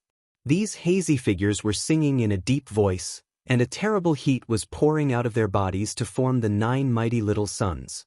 Under the control of the 9 huge figures, countless fireballs condensed into about 10 feet thick fire arrows and shot down from the sky. Like raindrops, the fire arrows twisted the air and fell from the sky, dragging a faint light that could be seen with naked eyes. Once they hit the fog formation, the fog within a radius of several miles was immediately evaporated, revealing the mountains and rivers that had been dried up and cracked by the fire. Every now and then, the 9 huge figures would grumble in a deep voice. In front of Bo Yunting's main camp on Cloud Platform, oracles from the Directorate of Celestials were slaughtering captive immortals and oracles on 9 altars, each measuring about 1,000 feet in circumference. Blood, essence, and souls were constantly being absorbed by the fireballs. Once these fireballs were replenished with blood, essence, and souls, the intensity and heat of the fireballs suddenly skyrocketed, and the power of the fire arrows they shot out also increased by several times. In the foggy formation, tens of thousands of Great Yu soldiers, led by hundreds of golden-armored captains, were fighting a group of immortals with long sleeves. Among the hundreds of golden-armored generals, there were more than 100 who had reached the realm of Second Panga Heaven, and their cultivation bases were comparable to gold immortals, while a similar number of gold immortals were fighting against them. In addition to the nearly 100 gold immortals, there were also hundreds of heaven immortals, and tens of thousands of itinerant cultivators, such as Nascent Divinity, Nascent Soul, and Gene Dan cultivators. On the towering peak behind these immortals, a large number of immortals were deploying formations to shroud the void in all directions. The number of immortals and itinerant cultivators near the mountain was even greater than the army led by Bo Yunting. Clearly, this mountain was an important stronghold of Myriad Immortal Alliance. Otherwise, it would not have been guarded by so many gold immortals and heaven immortals, nor so many itinerant cultivators. On the other hand, the foggy formation was able to separate Bo Yunting's army from his vanguard, and no matter how hard the oracles tried to attack it, they could not break it. It showed how extraordinary the formation was. As was common in the battle between the Great Yu army and the immortals, the Yu's soldiers charged forward like a tide, while the immortals unleashed all kinds of magical treasures. All kinds of flying swords, magical treasures, talismans, and thunderbolts came whistling down. Wearing helmets and armors, the soldiers of the Yu fought head-on against the magic of the immortals with the protection of the oracles. Every time they charged, a large group of soldiers would be knocked away by the flying swords and magical treasures, and many more would be injured by the immortal talismans and thunderbolts. But their strong fleshly bodies and excellent armors, as well as the magical spells of the oracles, made these soldiers feel no pain, no fear, and no fatigue. Even if their arms were chopped off and their bodies were blown to pieces, as long as they could still move, they would continue to charge forward without fear. The fog eroded the restrictive spells on these Diyu soldiers, and as a result, the vanguard army of Zhong province had been trapped in the fog formation for a day and a night, and the restrictive spells on them had begun to weaken. The lingering fog kept seeping into the hazy halo around them, weakening their defenses layer by layer. All of a sudden, a strong light burst out from the restrictive spells on a team of 100 soldiers, and the defensive spells on them were broken by the continuous attacks and the invasion of the fog. Immediately, a dozen ghost immortals, clad in black robes and shrouded in a ghostly aura, rushed out from the crowd of immortals in front of them. Holding white bone banners in their hands and wearing small copper bells on their little fingers, the immortals in black waved the white bone banners and touched the copper bells with their fingers for a while. Immediately, the howling of ghosts accompanied by the ringing of the copper bells rang out. The captain and his soldiers screamed at the same time. Wisps of white smoke spurted out from their 7 orifices, Then they fell to the ground and lost their breath. The ghost immortals burst out laughing, their laughter sounding like the howls of ghosts and very unpleasant to the ears. The leader, a golden-armored general, who was a 3-stars realm cultivator in the second Panga heaven, flew into a rage. Taking advantage of the moment when these ghost immortals rushed out of the formation, he flashed to their side and thrust his halberd down. The sound of flesh being pierced was ear-piercing. The dozen or so immortals in black did not even have time to scream before their bodies were riddled with at least 70 to 80 see-through holes. Especially the heavy blow between their eyebrows, even their immortal souls were shattered. Before the golden-armored general could retreat to the army, 3 gold immortals, who were of the same cultivation base as him, came whistling out. 3 sword beams, 1 gold, 1 purple, and 1 red, swept down with cold air and entangled the golden-armored general. Following them were 7 golden-purple immortal talismans, each about 12 feet long, and dozens of fist-sized thunderbolts that glinted with a misty white light that looked like sharp thorns. The sword beams hacked on the general's armor, making it clanging noises. 7 spirit talismans sealed off the general's way of retreat. Earth, water, fire, wind, and all sorts of elemental energies swept out, wrapping the general in the air like an oven and burning him in an area with a radius of about 1 mile. The dozens of thunderbolts approached the general like lightning bolts, and then exploded at the same time. The 7 immortal talismans restrained the explosive force of the thunderbolts to a narrow area less than 10 feet around the general, and as a result, the power of the thunderbolts increased by more than 10 times. The general gave a muffled snort as his armor shattered. Suddenly, numerous runes burst out of his battle robe and transformed into a light armor that wrapped around his body. But the light armor was also destroyed by the continuous attacks. The battle robe, densely embroidered with countless runes to form the pattern of mountains and rivers, could only emit a strong light to barely block the attacks from the outside world, while all the attacks fell on the general at the same time. Flesh and blood flew in all directions, while bones and tendons were broken. The general, who was in the 3 stars realm of the second Panga heaven a moment ago, was now twisted and deformed by the explosion. He retreated hastily, covered in blood. The Yu's battle formation made way for him to flee into the formation. But as soon as he rushed back, he fell to the ground. His left arm was broken, his spine was broken into 3 pieces, and his flesh and blood were torn apart by the shock, causing blood to spurt out of his body. Fortunately, the fleshly body of the human race was countless times stronger than diamond. If an ordinary gold immortal were hit by such an attack, he would have long been reduced to ashes. Even so, the general had lost his ability to move when he rushed back into the battle formation. A few of his bodyguards rushed out and poured a large amount of medicinal liquid and pills into his mouth, then applied ointments all over his body. The joint attack of 3 gold immortals immediately made one of the Yu's generals lose his ability to fight. The morale of the immortals soared. A white-bearded gold immortal, who was presiding over the formation on the mountain behind them, laughed out loud. He kept unleashing thunderbolts from his palms to shake the dozens of flags in front of him, causing the fog formation that covered an area of 10,000 miles to change again. The water vapor in the fog grew denser and denser. As a result, a great deal of green energy began to pour out of the fog. In the blink of an eye, the green energy condensed into wooden stakes that were tens of feet in diameter and about a mile long. The azure spirit chi violently rubbed against the wooden stakes. Immediately, a large expanse of azure lightning sprayed out from the wooden stakes.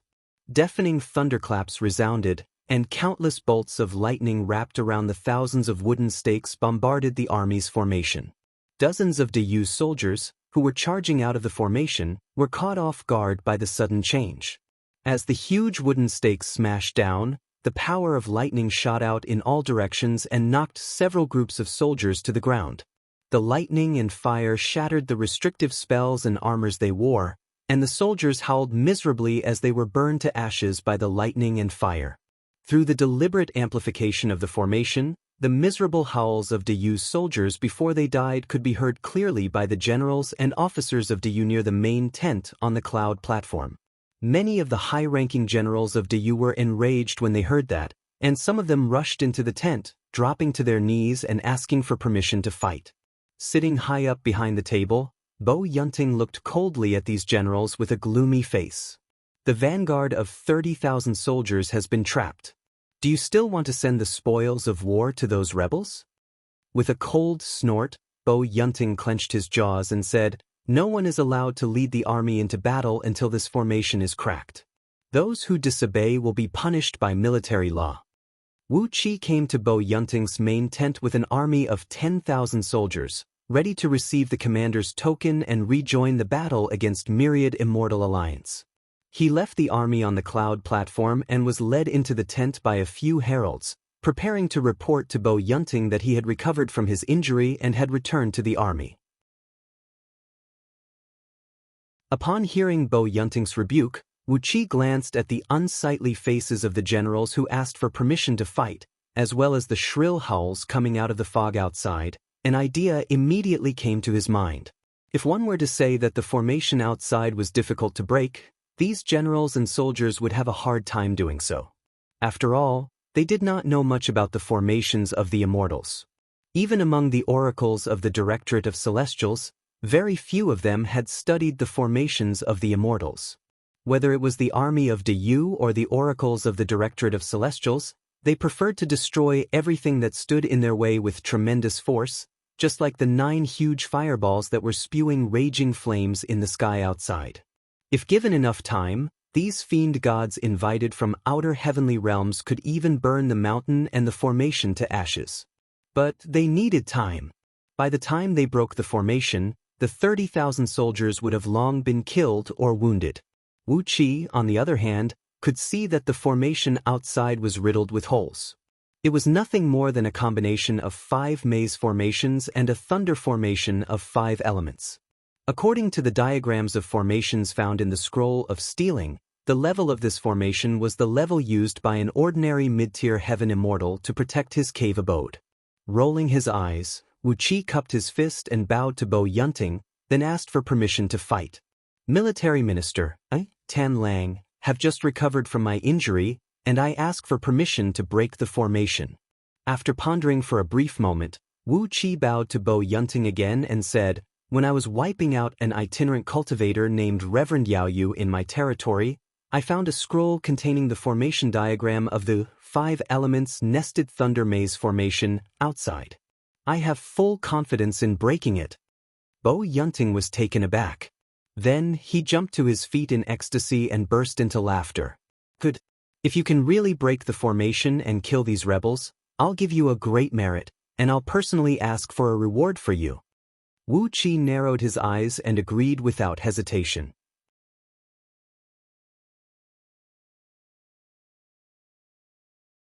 Chapter 673. While Wu Qi volunteered to attack the alliance of 10,000 Immortals formation in Bo Yunting's headquarters, Princess Zhonglu was busy in Anlu County. In the mountains 3,000 miles southwest of Anhe City, several mountaintops were moved away by Han Fei with the mountain drinking technique. Standing on the white cloud, Han Fei, who was clad in a linen robe unique to Dayu, gave a light cry. Immediately, the 8 mountains that were tightly clustered together slowly wriggled in 8 directions like mollusks that had come to life, revealing a flat land with a circumference of 100 miles. Each of the 8 mountains was over 100,000 feet tall. Following Han Fei's order, they slowly protected the flat land according to the position of the 8 trigrams. At the same time, the surrounding mountains and valleys gradually changed their topography. Vaguely, there were 360 mountains surrounding the 8 trigrams formation formed by the 8 mountains according to the position of the stars in the sky. As the mountains wriggled, they gradually changed their positions, but everything was done silently. Although they were moving, they did not make any sound. When Han Fei performed the mountain drinking technique, it gave people a sense of tranquility and gentleness. Even the insects on the mountain didn't sense the changes in the mountain.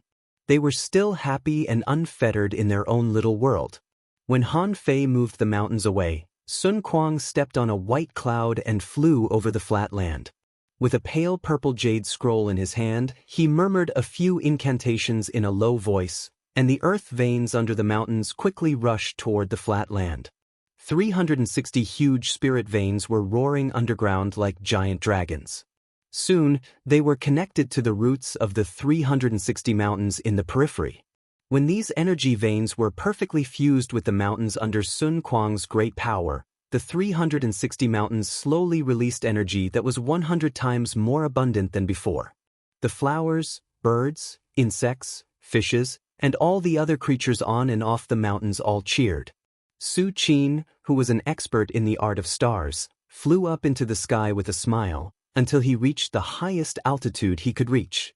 He formed a seal with both hands and carefully drew down the power of the stars from the 9 heavens, turning it into an endless silver rain that sprinkled down. The 360 towering mountains were connected to the power of the stars in the sky. Instantly, these mountains were all shrouded in starlight, and a layer of dense purple mist and silver light covered these mountains like flowing water. Princess Zhonglu was riding on a 5-colored cloud, flying across mountains. Wherever she passed, the rocks, sand, and dust in the mountains were all refined by the 5-colored divine flame. The originally messy mountains were refined by the divine flame, turning into a pure, glass-like texture. Princess Zhongli's powerful divine sense penetrated into these mountains, directly pulling out the rare metals within the mountains, and outlined countless nested rune array discs within the mountains. After Princess Zhonglu flew past these seemingly ordinary mountains, they immediately gave off a completely different feeling. Originally, these mountains were just ordinary mountains, but now, at a glance, they looked like bonsai carved out of supreme-grade jade. A strong and vigorous aura spread faintly, and these mountains had been fundamentally changed. The rune array discs within the 360 mountains were connected to each other, and the 360 huge energy veins were intertwined and fused together. A mighty formation was slowly taking shape under the joint efforts of everyone. But this was not the end of the formation. The real killer move of the formation was in the 8 mountains that stood tens of thousands of feet tall in the center.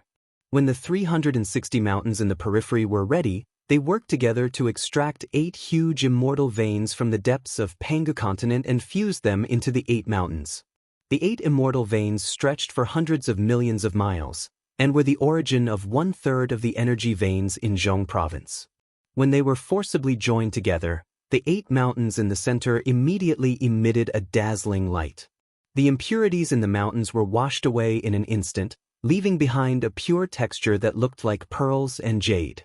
Fortunately, Yen Dan was sitting in the sky and had concealed the situation in this part of the mountain range with the disk of heavenly Tao transmigration. Otherwise, when the 8 mountains emitted the towering light, they would look like 8 huge lighthouses, and would have been discovered long ago. Fortunately, Wu Qi had controlled the item spirit in the Panga's map, so no one could find out any changes in the energy veins in Zhong province without his consent. Otherwise, the sudden change in the origin of 1/3 of the energy veins in Zhong province would immediately attract the army of Zhong province. Su Qin struck again in the sky.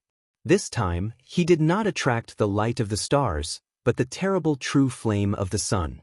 The pale red true flame of the sun, which looked like melted glass, sprinkled down silently from the sky and merged with the 8 mountains. The mountains melted, and the rolling magma slowly slid down the steep slopes that Han Fei had created on purpose, forming a lava lake with a circumference of 100 miles on the flat ground between the 8 mountains. Carefully, he controlled the mountains around him. For every inch the 8 mountains melted, he would make the mountains rise by 1 foot. For every foot the mountains melted, he would make the mountains rise by 10 feet. After 1 day and 1 night, the 8 mountains were melted thousands of feet high, but the mountains had risen to 18,000 feet high.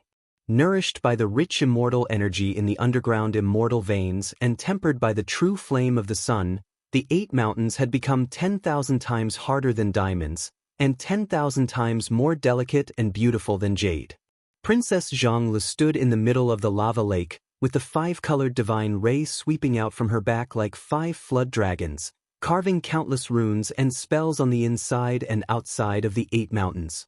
Little Kaer stood on Princess Zhongli's shoulder, flapping her wings excitedly and spraying out balls of Nanming flame. The true flame of the sun and Nanming flame merged into one, and under Little Kaer's control, they turned into a brand new innate divine flame, which possessed an extremely magical power and an incredible power. Only the Phoenix clan could control fire like this. It was an innate ability of these divine birds, just like how the great gale could control the storms between the heaven and earth. The flames on the 8 mountains were restrained, condensing into a huge fireball with a diameter of tens of miles in the belly of each mountain. Boundless immortal chi kept fusing into the 8 fireballs, gradually increasing the power of the 8 fireballs. Because of the countless runes and spells carved by Princess Zhonglu, not even the slightest flame could leak out from the 8 mountains.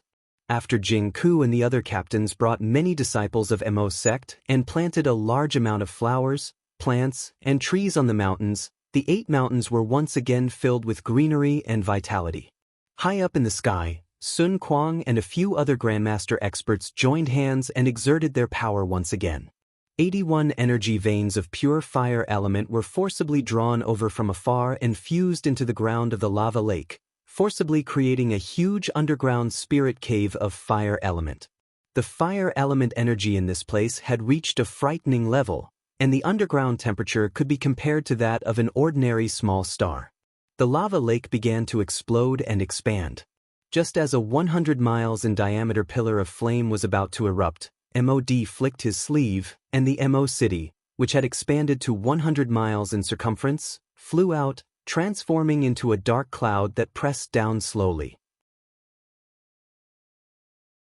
8 lofty mountains, which contained an inexhaustible power of fire, and 360 lofty mountains, which contained immense power of stars, simultaneously burst out a large sheet of rainbow light that wrapped around Mo City, shielding it as it slowly descended to the ground, forcibly pushing back the fiery column that had burst out from the ground. With a muffled noise, countless black metal chains stretched out from within Mo City, their length seemingly endless. They plunged into the surrounding mountains, communicating with the energy core formed within the mountains as one. A long alloy spike, measuring 10,000 miles in length and as thick as a thumb, slowly thrust out from the center of the city, piercing through the lava lake and the thick rock layer, all the way into the deepest underground spirit cave of fire element. A dazzling flame burst out from Mo City, while an enormous energy surged through the countless energy passages in the city. The lifeless, pitch-black metal city suddenly came to life, and muffled mechanical noises could be heard coming from everywhere. Numerous huge war machines and various metal puppets, such as dragons, phoenixes, tigers, leopards, and many others, came out from their hiding places, wandering back and forth on the city walls. Everyone breathed a sigh of relief when they saw that Mo City had successfully rooted its foundation in the mountains. Great Yen was going to lay a foundation on Pangu continent. While it was easy to provide food and pay, the soldiers needed a large number of armors and weapons. With the strength of the various powers on Pangu continent, Great Yan soldiers needed a large number of armors and weapons of the grade of heaven immortal items. A safe and stable forging base that could provide an astronomical number of heaven immortal items was indispensable. Fortunately, Great Yen had one more convenient condition than the other 5 dynasties. MOD and Mo sect were in Great Yen, and Mo sect was in Great Yen. Mo sect was famous for forging all kinds of exquisite tools. As long as MOD was given enough materials and time, he could forge any armors, weapons, or war machines. Now, Mo City had successfully rooted its foundation here. With the protection of the 2 great formations, it was as stable as Mount Tai, and no longer feared any invasion. Coupled with the support of the enormous natural energy, immortal energy, and fire element energy, it was the most convenient place to forge any kind of immortal item. Not only would this be the armory center of Great Yen in the future, but also the armors and weapons of Wu Qi's underhand sect and East Sea County would come from here. Moreover, the land tens of thousands of miles around Mo City was surrounded by hundreds of huge mountains. Such a vast area could be used as a training base for Great Yan soldiers. With such a vast area, as long as there was a sufficient supply of food and fodder, it could feed hundreds of millions of soldiers. With the fertile farmland of an Lu County and an E County, there was no need to worry about the lack of food and fodder. After the formation was laid out, Sun Quan, Su Qin, Han Fei, and Princess Zhang Lu joined forces to construct countless illusory formations, maze formations, and trap formations within tens of thousands of miles. All the formations were nested into a hole with the two great formations in the center. The Formation Eye, which was also the core magical treasure that controlled the operation of the whole formation, was Yen Dan's prime magical artifact, the Disk of Heavenly Tao Transmigration. And this complex nested formation was named Endless Transmigration by the Emperor and courtiers of Great Yen.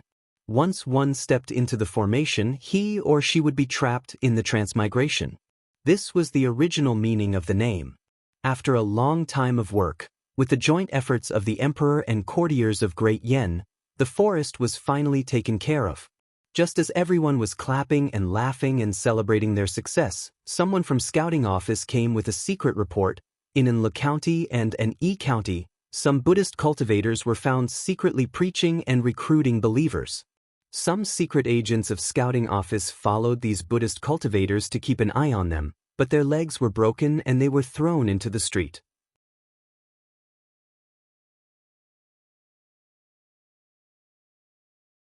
Chapter 674. Two fat monks, Ming Zhen and Ming Xing, were walking on the streets of Anhe City, staggering with each step. They were carrying a huge wooden fish cast from pure gold in their left hands, and a long wooden fish hammer forged from pure silver in their right hands. Every few steps they took, they would lightly knock on the wooden fish, producing a sonorous and jarring sound. The residents of Anhe City were staring cautiously at these two strange men, who were dressed very differently from the people of Diyu. Their bald heads and huge, fair bellies surprised the residents even more. No matter if they were of noble birth, high or low status, men or women, old or young, very few people of Great Yu had such a fat body. How could those ordinary people, who came from humble backgrounds, who had to plow the fields and graze the animals, cut firewood and carry water, fish and hunt to feed their families? How could they be fat? Regardless of whether they were men or women, the descendants of influential clans would practice a certain body tempering technique, and it was even rarer to see a fat man. If they had the aptitude to practice magic, they would be chosen by the Directorate of Celestials to learn all kinds of strange magic. The oracles who dealt with ghosts and deities under the heaven would often feed all kinds of evil ghosts and deities with their own blood essence and souls, or use their blood essence as the primer to launch all kinds of magic. With that, those oracles would be as skinny as a stick. How could they look so fair and chubby? If the people of Diyu came from ordinary clans, they would have a simple and honest air, like the great trees in the mountains, or the boulders in the fields. Those who came from influential clans might be proud and domineering, but they would never have the carefree and leisurely air of these two monks, who seemed to have no worries about anything. The ancient architectural style of Anhe City, as well as the pitch-black, square-shaped palaces and pavilions, did not match well with these two monks, who were clad in monk robes made of fine cloth, sandals made of fine grass, silk belts tied around their waists, and wooden fish held in their hands in a splendid manner. They were two unusual people who had intruded into Anhe City. Along the way, the people were sizing them up with great caution. No one talked to them, and no one dared to get close to them. Everyone was staring at them with an indifferent look, as if they were thousands of miles away from them. Ming Zhen and Ming Xing glanced left and right with a smile on their faces. They did not take the cold attitude of the people in Anhe City seriously. Just now, a few spies with low cultivation bases dared to follow them. Although they had also practiced the body tempering technique of Great Yu's military, with their shallow cultivation bases, their arms could only carry a force of about 10,000 kilograms, and they could be considered as experts among mortals. But Ming Zhen and Ming Xing were both gold arhats with accomplished cultivation bases, 10th-tier arhats, and had also practiced the mighty divine ability of the Buddhist League, the evil subduing dragon, which gave them the power to overturn rivers and seas with a flip of their hands. They were just a few ants, so it was better to break their legs and throw them on the road. The city in front of them was very good. Although the dark buildings made people feel uncomfortable, the people here were not bad. A few years ago, it was said that the disciples of the Buddhist League had infiltrated this area and had even opened a Taoist Rite temple nearby, built a mountain gate, and recruited many believers. But when the war broke out, the immortals of the Fiend League from outer heavenly realms also built their own power here. The conflict between the two sides gave the officials of the Yu army an advantage. Now, the city and its people were under the control of the officials of the Yu army. It was a pity that the hundreds of years of hard work of the sons of Buddhas had gone to waste. But things were different now. Since the Lord Buddha had made the decision to infiltrate Pangu continent completely, and the 8 Buddhas had sent their disciples into Pangu continent at the same time to preach, there was no need for them to develop so cautiously. They could use their glib tongues to persuade the local people of Anlu County and make them obediently join the Buddhist League and become devout believers. Ming Zhen and Ming Xing exchanged a glance and burst into laughter at the same time. The flesh on their fair cheeks twitched a few times, and they shouted the name of Prabhudaratna Buddha at the same time. Moving their lips and tongues, they began to talk about the benefits of joining the Buddhist League in an extravagant manner. Droplets of saliva sprayed out of their mouths and fell to the ground with a faint golden gleam. Immediately, a sheet of golden light burst out of the ground, amidst which white lotus flowers sprayed out. Only bodhisattvas could possess the cultivation base of bodhisattvas. But, as Ming Zhen and Ming Xing were chosen to preach on Pangu continent, their eloquence was also top-notch among the many golden arhats who served Prabhudaratna Buddha. Bodhisattvas could emit golden lotuses from their mouths, but they could also emit white lotuses from their mouths. The ground was covered with lotus flowers, the air was filled with fragrance, and all kinds of wonderful scenes had enveloped Anhi city. The 2 monks unleashed their willpower, triggering the thoughts of the millions of people in the city. The 7 emotions were stirred at the same time, and the 6 evils were unleashed. Under the guidance of the 2 monks, countless illusions appeared before the eyes of the people of Anhi city. High up in the sky, there were heavenly dragons dancing in the sky, celestial maidens scattering flowers, Bodhi trees, and boundless lotus flowers. Many Buddhas and Bodhisattvas sat cross-legged among them, and millions of believers lived in gorgeous houses and palaces, enjoying fine wine, delicious food, beautiful women, and handsome men. Celestial maidens as beautiful as flowers and jade-like celestial maidens, tall and mighty guardians of the Dharma, and whenever those believers needed something, these strange creatures would immediately possess them. Separated by a dense layer of auspicious clouds, under the beautiful heaven were 18 layers of horrible hell. Tongues were pulled out, tendons were pulled out, skin was peeled off, and there were mountains of blades, forests of spears, and even seas of fire and icebergs. All kinds of tortures were described, and all of them made one shudder with fear. If one believed in Prabhudaratna Buddha, he would be taken to the Mahasvara Buddhist kingdom after death, where he would enjoy endless blessings. However, if one did not believe in Prabhudaratna Buddha, it would be a great disrespect to the Buddha, accumulating endless evil karma, and he would definitely fall into hell after death, never to be reincarnated.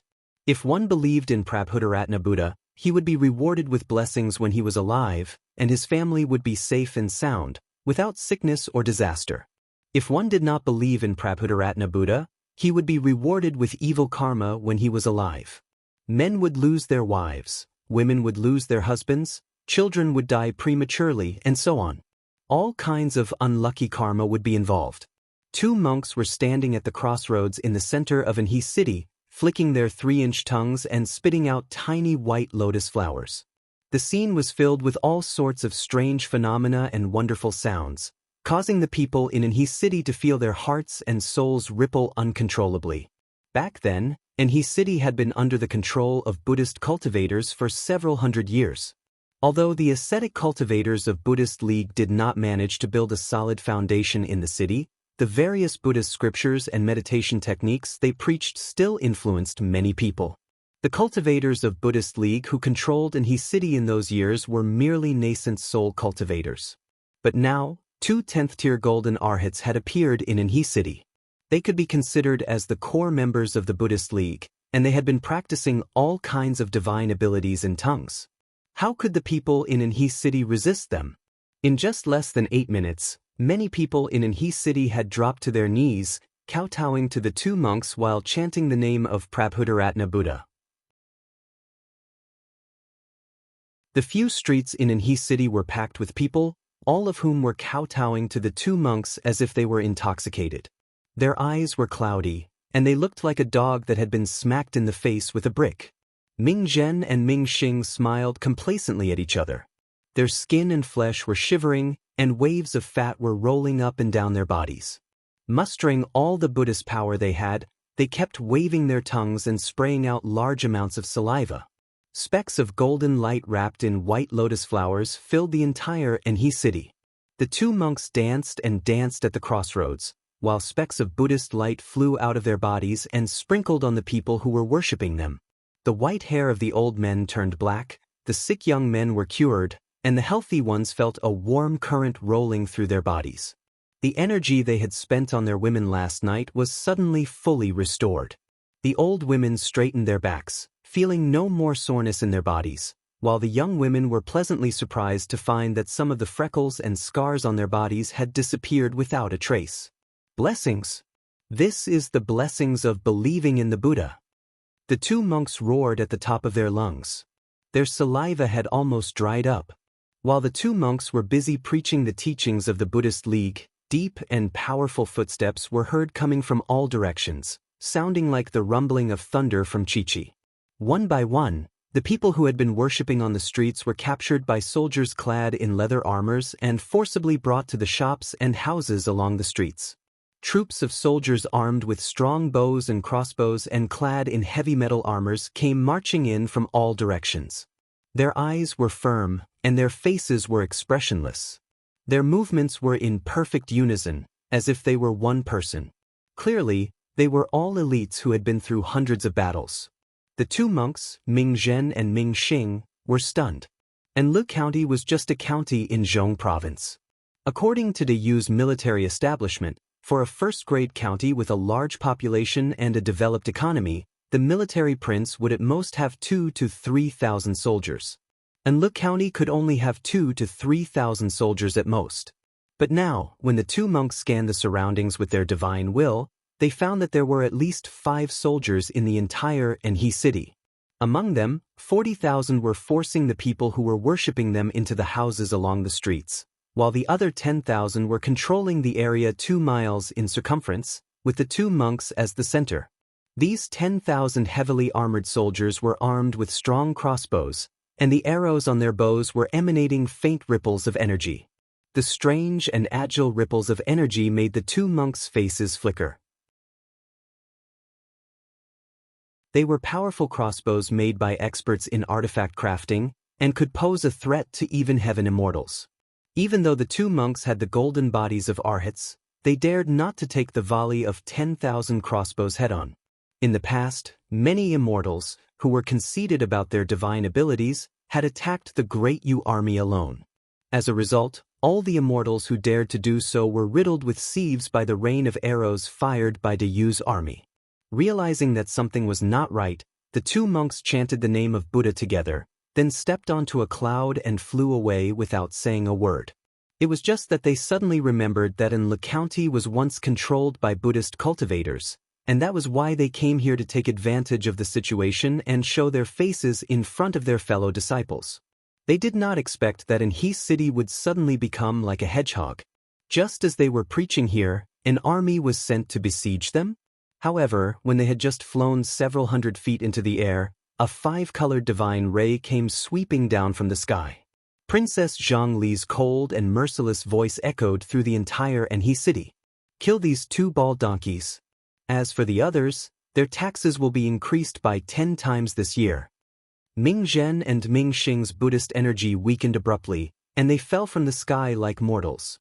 Followed by a series of popping noise, countless arrows swooshed over, covering the bodies of Ji Hao and Si Wenming with shreds of afterimages.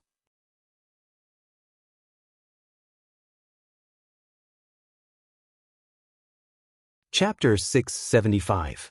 While Princess Zhonglu was killing 2 preaching monks in Anhe City, Wu Qi had taken out Ming Li's head from Bo Yunting's main tent.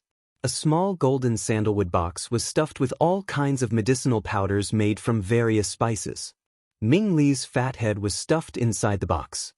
He grimaced in pain and died with his eyes wide open, looking extremely fierce. His dead fish-like eyes still reflected a trace of ferocious light. Bo Yunting was struck dumb. Just now, Wu Qi volunteered to crack the formation outside, and Wu Qi said that he had a 100% chance of doing so, which made Bo Yunting very happy. But, after receiving the token, Wu Qi did not leave. Instead, he took out a human head. What was he trying to do? Bo Yunting rose to his feet, walked up to Wu Qi, and studied Ming Li's head for a while. A Buddhist cultivator? He asked with a frown. Wu Qi lowered his head slightly and answered in a deep voice. He is a Buddhist cultivator. His Buddhist name is Ming Li, and he sneaked into the East Sea County of Hai Province with a group of rebels from Myriad Immortal Alliance. The rebels of Myriad Immortal Alliance abducted beautiful girls of certain birthdays in the East Sea County as cultivation vessels, and Ming Li took the opportunity to preach his Buddhist doctrine in the villages and towns where most of the girls were lost. Bo Yunting's face twitched, and a fierce gleam of anger flashed in his eyes. He clenched his teeth and said, "Do they want to repeat what happened in the past? Father is right. These cultivators, whether they are Taoists or monks, have never given up on killing me." He patted Wu Qi on the shoulder and promised that he would immediately report the matter to Bo Zhongfu, the prefecture overseer of Zhong Province, in an urgent document, and mobilize a reserve army to guard against the Buddhist cultivators. At the same time, Bo Yunting praised Wu Qi for killing Ming Li, and counted it as a great military contribution and added it to Wu Qi's record. Wu Qi cupped his fist and bowed to Bo Yunting, then walked out of the tent with the token in his hand. A few heralds sounded the bugle and passed down the order from Wu Qi, who was holding the token. At his command, in addition to the 10,000 soldiers he had brought with him, Bo Yunting had also mobilized 1,000 formidable generals and soldiers to serve under him. The weakest of these soldiers had the cultivation base of 5 stars realm of the first Panga heaven, while the strongest had the cultivation base of 3 stars realm of the second Panga heaven. With these soldiers, he did not have to worry that the immortals of the Immortal Alliance would suddenly rush out of the mountains ahead to disrupt his formation. Apart from these 1,000 elite soldiers, Wu Qi also deployed a jade armor dark turtle flying ship. The dark turtle flying ship was perfectly round from top to bottom, and it was made from the shell of a jade armor dark turtle, which lived in the Great East Ocean on Pangu continent. They were born with the cultivation base of heaven immortals, and when they reached adulthood, they would have the overall strength of peak-level gold immortals. When they reached adulthood, their bodies were fixed to be 81 miles long and 36 miles wide, and their shells were naturally protected by 64 layers of exquisite runes, giving them an amazing defense. Every 10,000 years, the powerful oracles of Dayu's Directorate of Celestials would hunt and kill a batch of you, using their shells to craft all kinds of magical artifacts. After being refined with medicinal liquid, the Yu had grown to be 8 miles and 150 feet long and 6 miles and 900 feet wide, with 3 layers of specially made alloy armor on the outside. Together with the protection of 64 layers of runes on the shell, there were more than 100 layers of defense on the whole body, which was strong enough to withstand a series of heavy blows from a peak-level gold immortal, and even several attacks from a primordial immortal who had just stepped into the realm of primordial. The Jade Armor Dark Turtle flying ships were great use strategic weapons. If Bo Zhongfu had not been a close subject of the human emperor and had a very deep network of connections in the imperial court, he would not have brought 3 of them with him when he took office. As the only beloved son of Bo Zhongfu, Bo Yunting kept 2 Jade Armor Dark Turtle flying ships in the warehouse of his main tent. Bo Zhongfu was afraid that Bo Yunting might be defeated one day, or encounter a dangerous situation like the star attack launched by a gold immortal in Ningbo City. So, he had asked Bo Yunting to bring them with him to protect his life. Just now, when Wu Qi asked Bo Yunting for a weapon that could guarantee the safety of all his soldiers, Bo Yunting generously gave Wu Qi one of the 2 flying ships. This flying boat was large enough to accommodate 10,000 people. Be it in terms of attack or defense, it was top-notch. It was perfect for attacking the great formation outside. After that, he brought the jade armor Dark Turtle flying ship to him, then brought out a large number of flaming thunders from the warehouse. These flaming thunders were refined by the oracles of the Directorate of Celestials by collecting the poisonous flame from the Earth's core. Once they were triggered, everything within 10 miles around them would be reduced to ashes.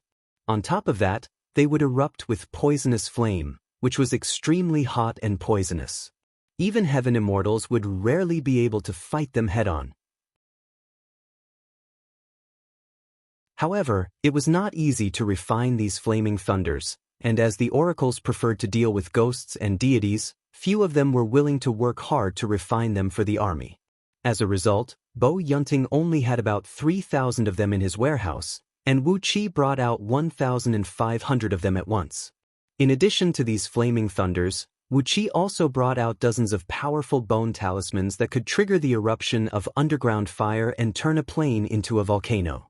These bone talismans were pieced together from the strongest and strongest bones of fire elemental demon beasts. Each of them was tens of feet long and wide, and about a foot thick. Those with insufficient cultivation base could not activate such huge bone talismans. But once they were successfully activated, 9 flaming dragons would shoot out of them and sweep in all directions. Wherever the flaming dragons flew past, the ground would immediately collapse and erupt with underground fire, turning hundreds of miles of plain into a boundless volcano. Immediately after that, Wu Qi passed down a military order, ordering the oracles who were sacrificing to the 9 giant ghosts and deities in the sky to follow his orders. As soon as anything happened on the east side of the dense fog formation, the 9 fiend gods would immediately focus all their firepower in that direction. After dispersing the mist on the east side, they would immediately focus their firepower on the mountains on the west side of the dense fog formation.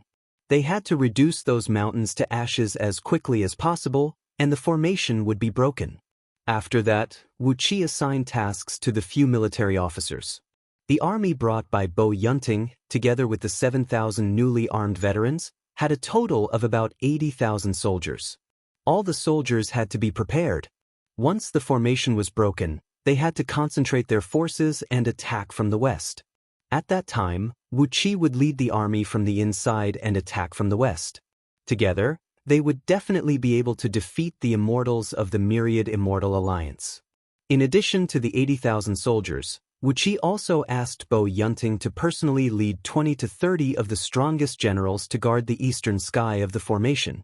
Once they encountered someone breaking out of the formation from the east, they would immediately besiege that person. Wu Qi clearly told Bo Yunting and the others that once someone broke out of the formation from the east, it must be the strongest among the immortals of the Myriad Immortal Alliance. Bo Yunting had to be careful. Bo Yunting was helpless against the fog formation in front of him. He did not know what Wu Qi's intention was, but he had one good thing about him. He never pretended to know things he did not know. He regarded himself as Wu Qi's subordinate and wholeheartedly mobilized the army according to Wu Qi's orders. In less than an hour, all the troops directly under Bo Yunting's command had been mobilized. According to Wu Qi's order, it was very likely that a very powerful immortal would show up in the east of the formation. Therefore, Bo Yunting shamelessly moved the other jade armor Dark Turtle flying ship dozens of miles east of the formation, then transferred almost all the oracles into the ship, and laid out a ferocious and bloody myriad ghosts psychic formation. All he needed to do was wait for someone to rush out from this direction, and then he would kill them all. Wu Qi laughed heartily as he boarded the flying ship with his soldiers and rushed into the formation from the southeast corner at the fastest speed. As soon as they entered the array, a group of about 300 itinerant cultivators appeared in front of them. The strongest of these itinerant cultivators was only at the primordial soul realm, and the weakest had not even formed a gold core. They were just riding a flying sword and patrolling in the air. All of a sudden, they saw a large flying ship, shaped like a tortoise shell and with a large opening at the front, barging into the great array. Seeing that, all the cultivators there cried out loudly. That's right. At the same time, the formation was transforming countless green trees into thunderbolts and bombarding the trapped Great Yu army. While Wu Qi was mobilizing the army, more than 2,000 soldiers were killed by the greenwood thunderbolts. The whole formation was rumbling and roaring, and all the natural energy in the formation was sucked into a few hills to the east of the formation, then transformed into green energy by the formation and turned into thunderbolts to attack the enemy. Regardless of the situation, Wu Qi ordered the flying ship to move forward at the fastest speed.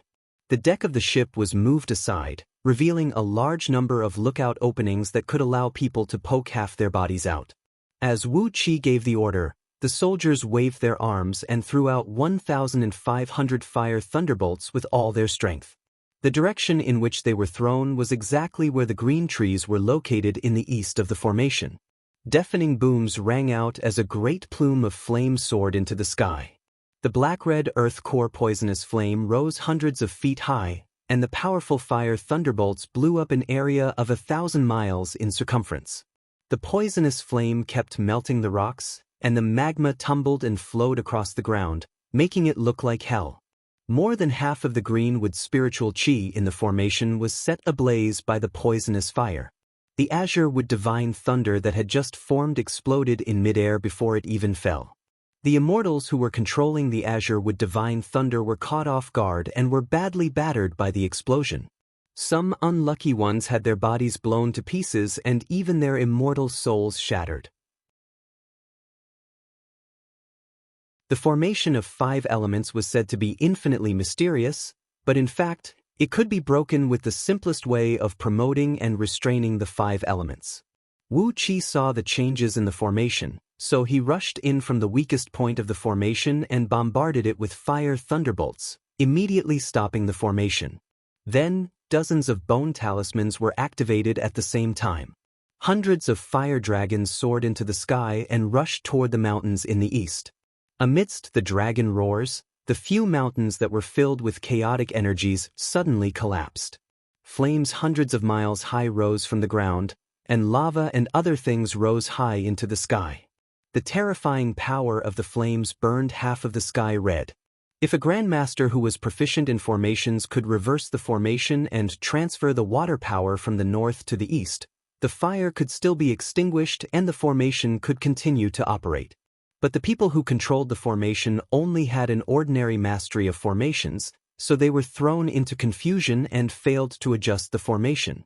Outside the formation, the 9 huge fireballs in the sky laughed wildly when they saw the red light shooting out from the east of the formation. The 9 fireballs fell whistling down, and the heavenly fire and earthly fire intertwined, burning the eastern foundation of the formation until there was no hope of saving it. Wu Qi let out a wild laugh. Controlling the jade armor dark turtle flying ship and controlling the several hundred fire dragons that shot out from the bone talismans, he went straight towards the door of gold element in the west while withstanding the wild bombardment from several hundred cultivators. Using the earthly fire to restrain the metal gate in the west immediately collapsed.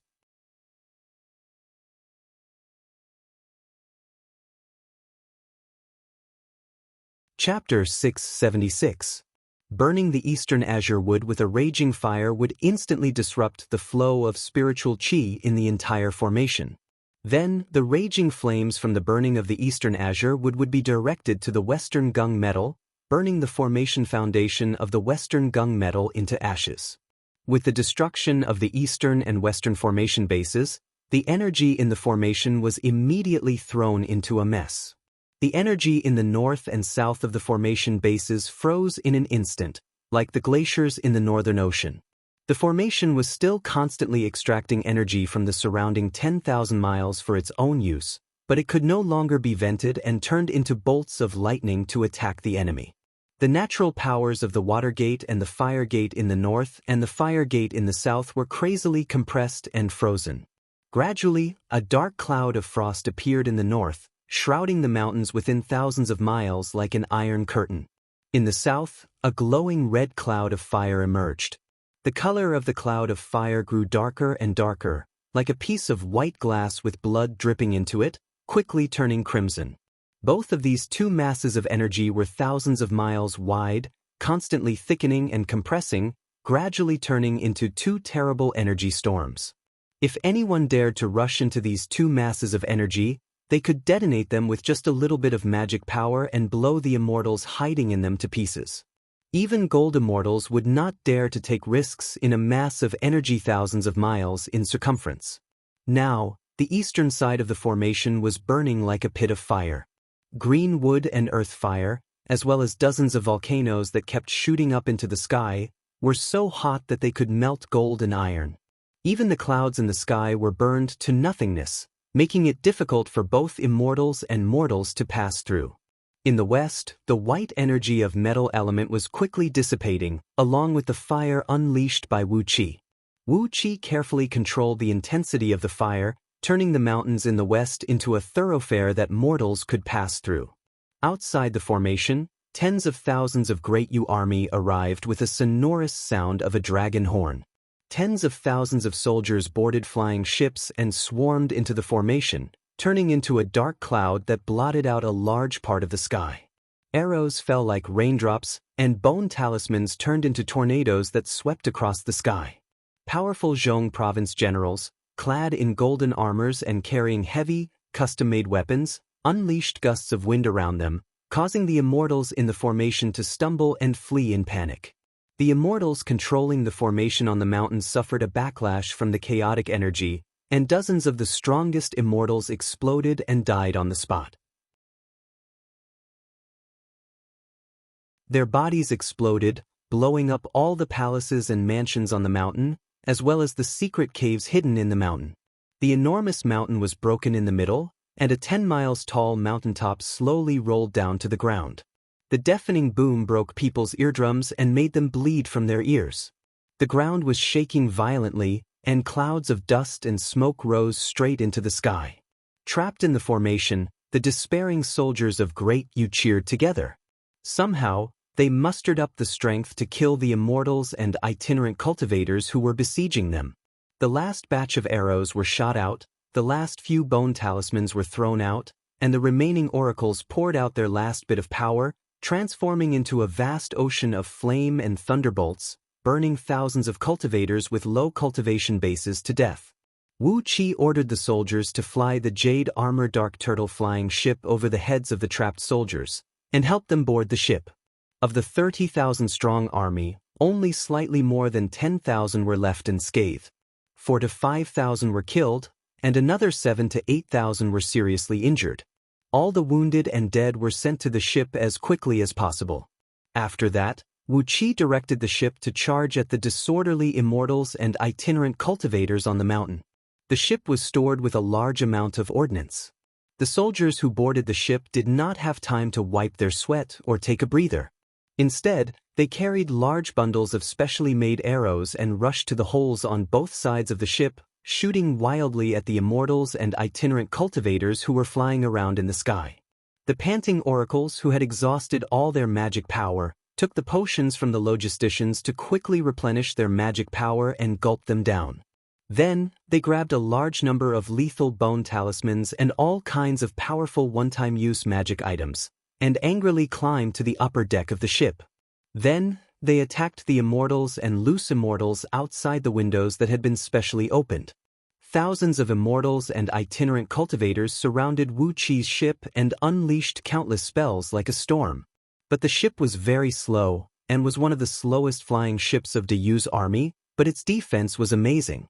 When the spells hit the ship's outer shell, they only created a lot of sparks and didn't even leave a mark on it.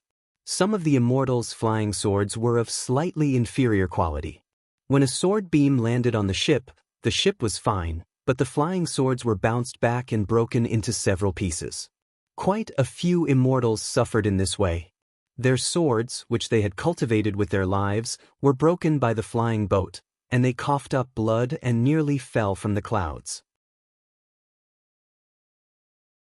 What made them even more panicked was that not only was the formation destroyed, but the energy inside it had also become chaotic. The metal element energy had completely disappeared, the wood element energy was constantly transforming into a flaming storm, and the water element energy in the north and the fire element energy in the south had condensed into a terrible energy bomb. No one could absorb any energy from it. Only the earth element energy in the center was still calm, as the broken formation was still constantly extracting the earth element energy from the ground and dispersing it into the void. However, earth element energy was mostly used to deploy all kinds of defensive spells, and the most common attacks used by ordinary immortals were flames, flying daggers, xianbing, and a few others. Now that the metal element, fire element, and water element energy could not be used, the overall strength of immortals and itinerant cultivators was reduced by half. In just a quarter of an hour, Wu Qi's ship had approached the broken mountain by tens of miles. A deck at the belly of the ship was moved away, revealing 3 polygonal crystal pillars arranged in a triangular formation. Countless runes could be vaguely seen in the crystal pillars, and wisps of lightning kept shooting out of them. Behind the pillars was a huge crystal body, where a large group of oracles were filling boxes and boxes of energy stones and immortal stones into a blazing cauldron. This was the only large-scale weapon of war equipped with the jade armor Dark Turtle flying ship. It was made by the oracles of the Directorate of Celestials who specialized in thunder magic and the skilled craftsmen of the military court, and was called the Thunder Slaughtering Slaughter. The principle of this weapon was very simple.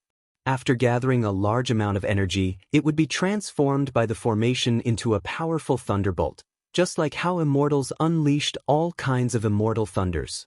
However, when immortals unleashed thunder magic, they still had to consider the backlash of immortal energy and other complicated issues. But the Thunder Slaughtering Slaughter did not have such concerns. All the materials used to make this weapon were the strongest that could be found on Pangu continent, and it even contained a hint of innate energy. When it was filled with enough immortal stones and energy stones, its power was strong enough to kill a top-tier gold immortal who was protected by an immortal artifact. Every time this powerful weapon was unleashed, a brilliant talisman master had to inscribe a new energy-gathering formation on it. In other words, the jade-shelled mystic turtle flying ship could only launch one attack in a battle. However, if this attack hit its target, the damage it would cause would be extremely shocking. The whole flying ship was enveloped in a strong light. A purple-blue thunderbolt about 5 miles in diameter rushed out from the bottom of the ship's belly, then quickly expanded to 100 miles in circumference. Accompanied by a deep rumble of thunder, the flying ship suddenly shot tens of miles into the sky, and in the next moment, a thunderbolt with a diameter of 100 miles whistled through the air toward the collapsed mountain in front of it. Along the way, countless immortals and cultivators who stood in its way were silently turned into nothingness by the thunderbolt. Several gold immortals, who were exhausted from the battle with the generals of Zhong province, wailed as they stared at the incoming thunderbolt. They did not even have the strength to activate their defensive gold immortal artifacts, and could only struggle a little in the thunderbolt before they were completely turned into wisps of smoke. The thunderbolt pierced through the middle of the mountain, pierced through the mountain for thousands of miles in circumference, and sank into the ground at an oblique angle. The last bit of the foundation of the fog formation was finally shattered, and thousands of heaven immortals and itinerant cultivators on the mountain were turned into ashes by the strike. Even those gold immortals with the highest cultivation base were affected by the thunderbolt and suffered serious injuries. Accompanied by a shrill whistle, the gold immortals summoned the remaining heaven immortals and cultivators nearby and prepared to flee in a direction. They could not escape from the west, for the flying ship was blocking their way. Behind it, tens of thousands of Dayu soldiers were charging from the west, killing heads and splattering blood all over the sky. They could not escape from the north or the south, for the water element energy and fire element energy were gathering crazily. They were 2 huge energy bombs, and once touched, they could explode and drag everyone into it. The only way out was to the east. However, the wood elemental energy in the east was being madly burned by the Great Fire, and dozens of huge volcanoes were erupting. Lava rose hundreds of miles into the air, and poisonous flames and black smoke were spewing all over the sky, distorting the void in that part of the world. High up in the sky, 9 huge fireballs kept shooting out countless fire arrows, turning that part of the void into a world of fire. That was the only way out. There was no other way out. One of the strongest gold immortals threw his head back and let out a long roar, then led a group of despondent immortals and itinerant cultivators toward the east. The gold immortal leaped into a beam of purple light and carried a few of his close friends as he fled toward the east. Then he turned back and roared at Wu Qi's flying ship, "You are lucky to have broken my formation today. I will definitely repay you handsomely in the future."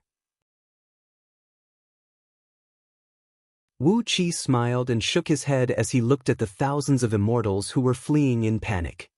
Lucky to have broken the formation? Tife, how could this be luck? It was clearly because the formation you laid out was too simple. If it was a little more complicated, instead of simply using the elemental energies of the 5 elements, you could have added the transformations of the stars and the evils of the earth into it, and I wouldn't have been able to break it so easily. Hee, you are indeed fleeing from the east, from the Greenwood Gate. Wu Qi whistled softly and closed his eyes, unable to bear the sight. Raging flames rose into the sky, filling the sky with raging flames. The immortals who fled from the Greenwood Gate were reduced to ashes in the sea of fire, howling and wailing. Apart from those gold immortals and their close disciples who were protected by them, all the other immortals and cultivators of Myriad Immortal Alliance had disappeared without a trace in the infernal inferno, howling miserably. With great difficulty, the group of over 100 gold immortals led 300 to 400 of their disciples and friends out of the sea of fire that stretched for thousands of miles, only to be greeted by a jade armor dark turtle flying ship. A shrill ghost howl rose into the sky, and those gold immortals, who had exhausted their magic power, howled in despair. At least 70% of the gold immortals burst into a strong purple light at the same time. They had burned their immortal souls.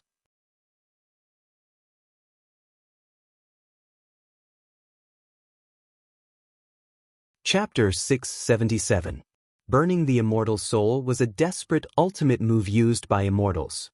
After burning the immortal soul, even if one managed to kill the enemy and escape, all his cultivation base would be gone, and he could only reincarnate with his true spirit. However, once he burned his immortal soul, he would be able to unleash a terrifying power that was 10 times stronger than his own strength for a short period of time. Although it could only last for a quarter of an hour, that quarter of an hour was enough for an immortal to destroy many things. When Wu Qi finally calmed the chaotic energy in the formation, neutralized the 2 energy bombs in the north and south, and steered the ship through the gradually calming volcanic zone, the battle between Bo Yunting and the 100 fleeing gold immortals was over. The 100 gold immortals were all killed, as were the immortals they brought with them. But the 3 layers of armor around Bo Yunting's ship was also blown to pieces, and hundreds of oracles were killed or wounded. Fortunately, the ship itself was not damaged. As long as it was sent to the workshop under the military court in Liangzhu and re-equipped with the 3 layers of armor, it would still be intact. Although hundreds of oracles had been killed or wounded, Bo Yunting was still in high spirits. Over 100 gold immortals, thousands of heaven immortals, and tens of thousands of itinerant cultivators were killed in this battle. Their side had only lost a few thousand soldiers and hundreds of oracles. It was a very dazzling achievement. Not to mention Zhong province, even the other provinces did not have such a result. More than 100 gold immortals had been wiped out in one fell swoop. A gold immortal was not a lump of soil growing in the ground, not someone who could be cultivated quickly like Great Yu's generals. Every gold immortal was a lucky man who had gone through a long period of time that could be counted in eons. They had great perseverance, great luck, great fortune, and consumed incalculable resources to accumulate their strength bit by bit. Gold immortals were the backbone of the group of immortals, and the most important part of the immortal cultivation system. Out of 1,000 people, 300 could attain the Jin Dan. Out of 1,000 Jin Dan, about 100 could attain the nascent soul. Out of 1,000 nascent soul, about a dozen could attain the nascent divinity. Out of 1,000 nascent divinity, about 10 could attain the heaven immortal fruit. However, out of 10,000 celestial immortals, roughly 1 would become a golden immortal. In the entire outer heavenly realms, the ratio of gold immortals to heaven immortals was 1 to 100,000. How many celestial immortals were there? In the vast system of immortals, Heaven immortals were the most ordinary commoners, and golden immortals were high and mighty nobles. Even if there were 10,000 peak stage heaven immortals, not even one of them would be able to become a golden immortal. Killing more than 100 golden immortals in a single battle, this result could only be described as glorious. According to the top-secret intelligence obtained by De Yu, the Myriad Immortal Alliance was an extremely large organization.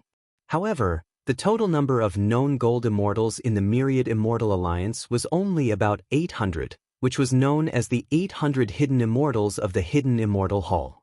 Now, more than 100 golden immortals had been killed, and 1/6 of the strength of the union of 10,000 immortals had been completely destroyed. Given the overall strength of De Yu, if they were to confront each other head-on, any of De Yu's first-grade provinces could easily cripple the Myriad Immortal Alliance with a thunderous force. But the upper-grade immortals of the Alliance rarely confronted De Yu's regular army head-on. So, it was really surprising that the Alliance had gathered more than 100 gold immortals and laid out a formation to ambush Bo Yunting's army. Fortunately, Wu Qi was there. He easily broke the formation laid out by the gold immortals and used the power of the formation to consume their energy.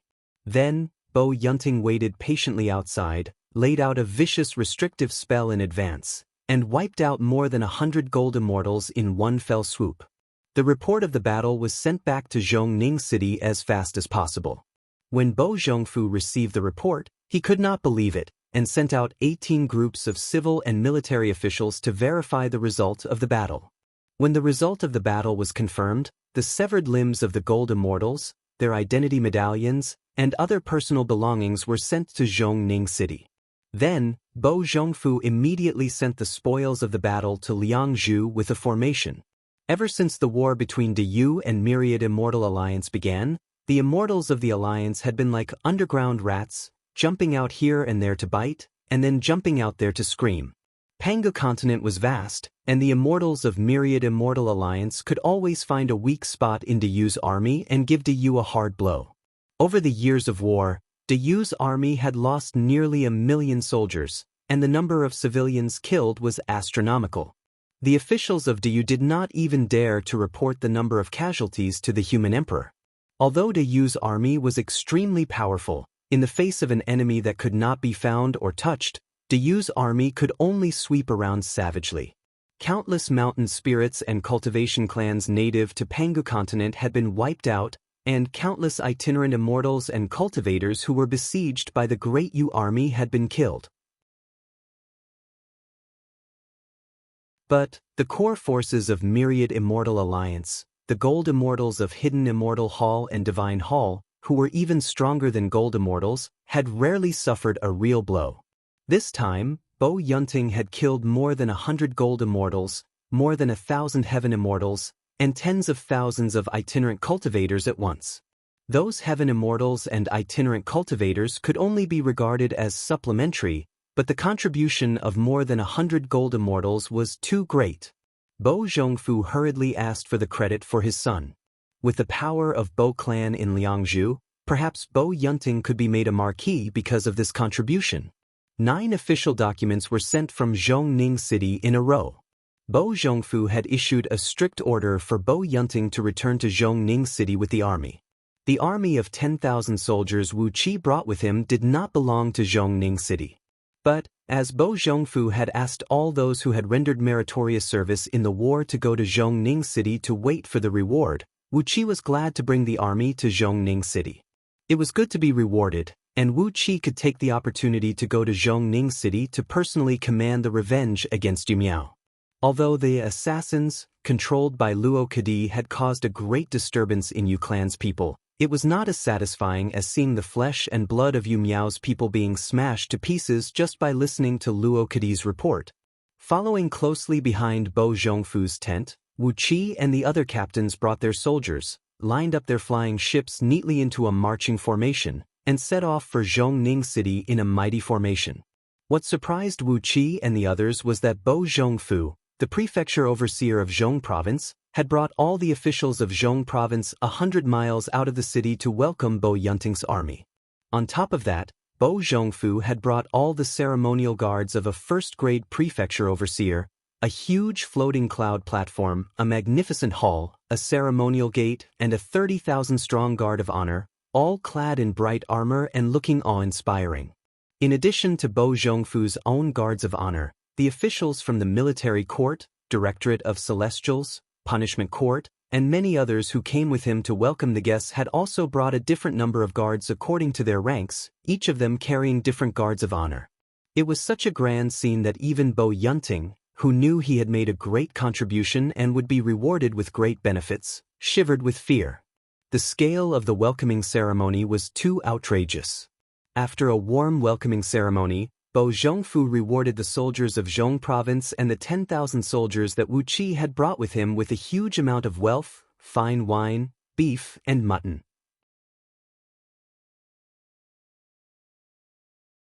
In particular, the generals of Zhong province who had participated in the battle under Bo Yunting's lead were all promoted in military ranks. Bo Zhongfu generously rewarded them with millions of acres of the most fertile land near Zhongning City, as well as the people in the villages and towns on it. The only strange thing was that Wu Qi did not receive any reward during the welcoming ceremony. Bo Zhongfu seemed to have forgotten that it was Wu Qi's efforts that had broken the formation. Wu Qi was full of doubts, but he noticed that Bo Zhongfu kept nodding and smiling at him, showing his goodwill. Therefore, Wu Qi hid among the generals without saying a word, waiting to see what Bo Zhongfu's intention was. At the welcoming ceremony, Left Minister Yu Miao naturally came out with the crowd. Obviously, the recent assassination of the juniors of Yu clan had given Yu Miao a headache. There were 2 eye-catching bags under his eyes, and his eye sockets were dark. Obviously, he had consumed a lot of energy recently. When he saw Wu Qi, the resentment in his eyes could poison 10,000 bulls to death. If this were not the place where Bo Yunting was coming back in triumph, Wu Qi had no doubt that Yu Miao would personally kill him again. Smiling at Yu Miao, who was full of resentment, Wu Qi shrugged and followed Bo Zhongfu and Bo Yunting into Zhongning City with the other generals. As soon as he settled down in the barracks and settled the 10,000 soldiers, one of Bo Zhongfu's confidants found Wu Qi and invited him to the Zhong province overseer mansion. In the side hall of the mansion, Wu Qi saw Bo Zhongfu, who was dressed in his usual robe and had a weary look on his face. Bo Yunting was not seen in the side hall. Apart from Wu Qi, Bo Zhongfu was the only person in the hall. After bowing to Bo Zhongfu, Wu Qi stood aside and quietly studied Bo Zhongfu, who was sitting cross-legged on a black jade hassock and emanating a faint cold aura. He had seen Bo Zhongfu from afar a few times, but this was the first time Wu Qi had seen him up close. This was a very graceful middle-aged man. Even the way each strand of hair on his head exuded a luxurious aura of someone born in an aristocratic family. Dignified but not overbearing. Gentle but not easily approachable. Gentle like jade, that jade-like color had a trace of a sharp aura, causing people to not dare to have the slightest bit of disrespect towards him. A nobleman from the Yu clan with an almost perfect bearing was indeed worthy of being the human emperor's most trusted confidant. Wu Qi bowed his head and began to ponder why Bo Zhongfu had asked him to come here. Bo Zhongfu was also studying Wu Qi, but he didn't pay too much attention to Wu Qi. He just glanced at Wu Qi with an appreciative gaze of a superior and said directly, "General Tan Lang has made the greatest contribution in wiping out the 143 gold immortals of Myriad Immortal Alliance this time." Wu Qi cupped his fist and bowed, then said humbly with a smile, "It's Marshal Bo who commanded us well, and the soldiers who sacrificed their lives." Bo Zhongfu nodded and praised, not arrogant after taking credit, very good. After pondering for a moment, Bo Zhongfu stroked his beard and said, "You have made a great contribution, and logically speaking, you should be rewarded handsomely when you are presented to the human emperor. However, Yunting needs the title of a marquis. If all the credit is given to him, he will surely be conferred the title of a marquis." Bo Zhongfu raised his eyelids slightly, then looked at Wu Qi and said, "Give the greatest contribution to Yunting. According to your background and current official position, the human emperor can only give you land, beauties, and money. You have no hope of getting a title of nobility. I can give you these things even in Zhong province. Wu Qi understood what Bo Zhongfu meant. He smiled and cupped his fist and said, "Everything will be decided by Your Excellency Prefecture Overseer." Well, if Your Excellency gives me land, can you give me another piece of land near my current East Sea County? Money is necessary, but as for beauties, can you exchange them for people?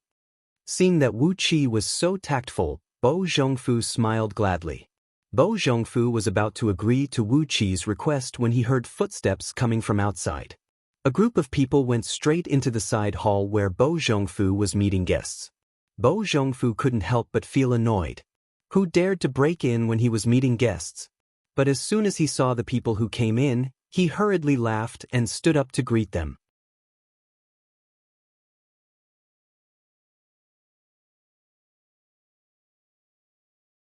Chapter 678. Let them do whatever they want. By following King Yangqiu, they would have more opportunities to render meritorious service and get more benefits, wouldn't they? Especially for someone like King Yangqiu, he would be more generous, wouldn't he? But these 30 generals with the symbol of Rainmaster were at least as strong as 18th-tier gold immortals. Wu Qi did not say a word. One of them was the prefecture overseer of Zhong province, and the other was King Yangqiu. He was just a general from the military court of a small 9th-grade province, and the county governor of a newly established East Sea County with a population of less than 1 million. He was not qualified to bargain with them. Fortunately, the foundation of the formation was not stable, and the Great Yu army had come to destroy the land within 10 miles of it with violence, forcibly breaking it open and rescuing King Yangqiu. If King Yangqiu had been trapped in the formation for a few more hours, his life would have been in danger. King Yangqiu snorted softly as he took out a scroll and spread it on the ground. A hazy halo burst out of the scroll, revealing a large number of mountains and rivers. Pointing at the mountains and rivers, he told them about how King Yangqiu had been on expeditions in recent months with his army, but had run into a wall in the hands of the immortals of Myriad Immortal Alliance. With a subtle smile, Wu Qi turned to look at Bo Zhongfu. These warriors were all wearing black cloaks, embroidered with a rugged mountain in the middle with 2 small characters, Yangqiu, the size of mung beans, in the middle. The cloaks were made of human hair, and the edges were wrapped with human tendons as thin as a hammer. It was also an extremely powerful defensive magical artifact, and had a strong resistance to all kinds of soul magic used by immortals. Bo Zhongfu sat down on another hassock, leaned his body toward King Yangqiu with a smile, and asked, "Your Excellency, what brings you here today?" Wu Qi almost burst out laughing when he saw King Yangqiu. Perhaps he was frightened by the fact that Wu Qi had kidnapped King Yangqiu from Yugu's supreme tower, right under the nose of a mighty supreme oracle, so King Yangqiu was accompanied by dozens of extremely powerful warriors and oracles. Bo Zhongfu understood the meaning behind Wu Qi's smile. After pondering for a moment, he told King Yangqiu about the agreement he had just reached with Wu Qi. If he wanted Wu Qi to give all the credit to Dog Count Yunting, Bo Zhongfu would have to give Wu Qi a lot of land, money, and people. As King Yangqiu talked about his bad luck over the past few months, Bo Zhongfu blinked his eyes and kept glancing at Wu Qi with a flicker in his eyes.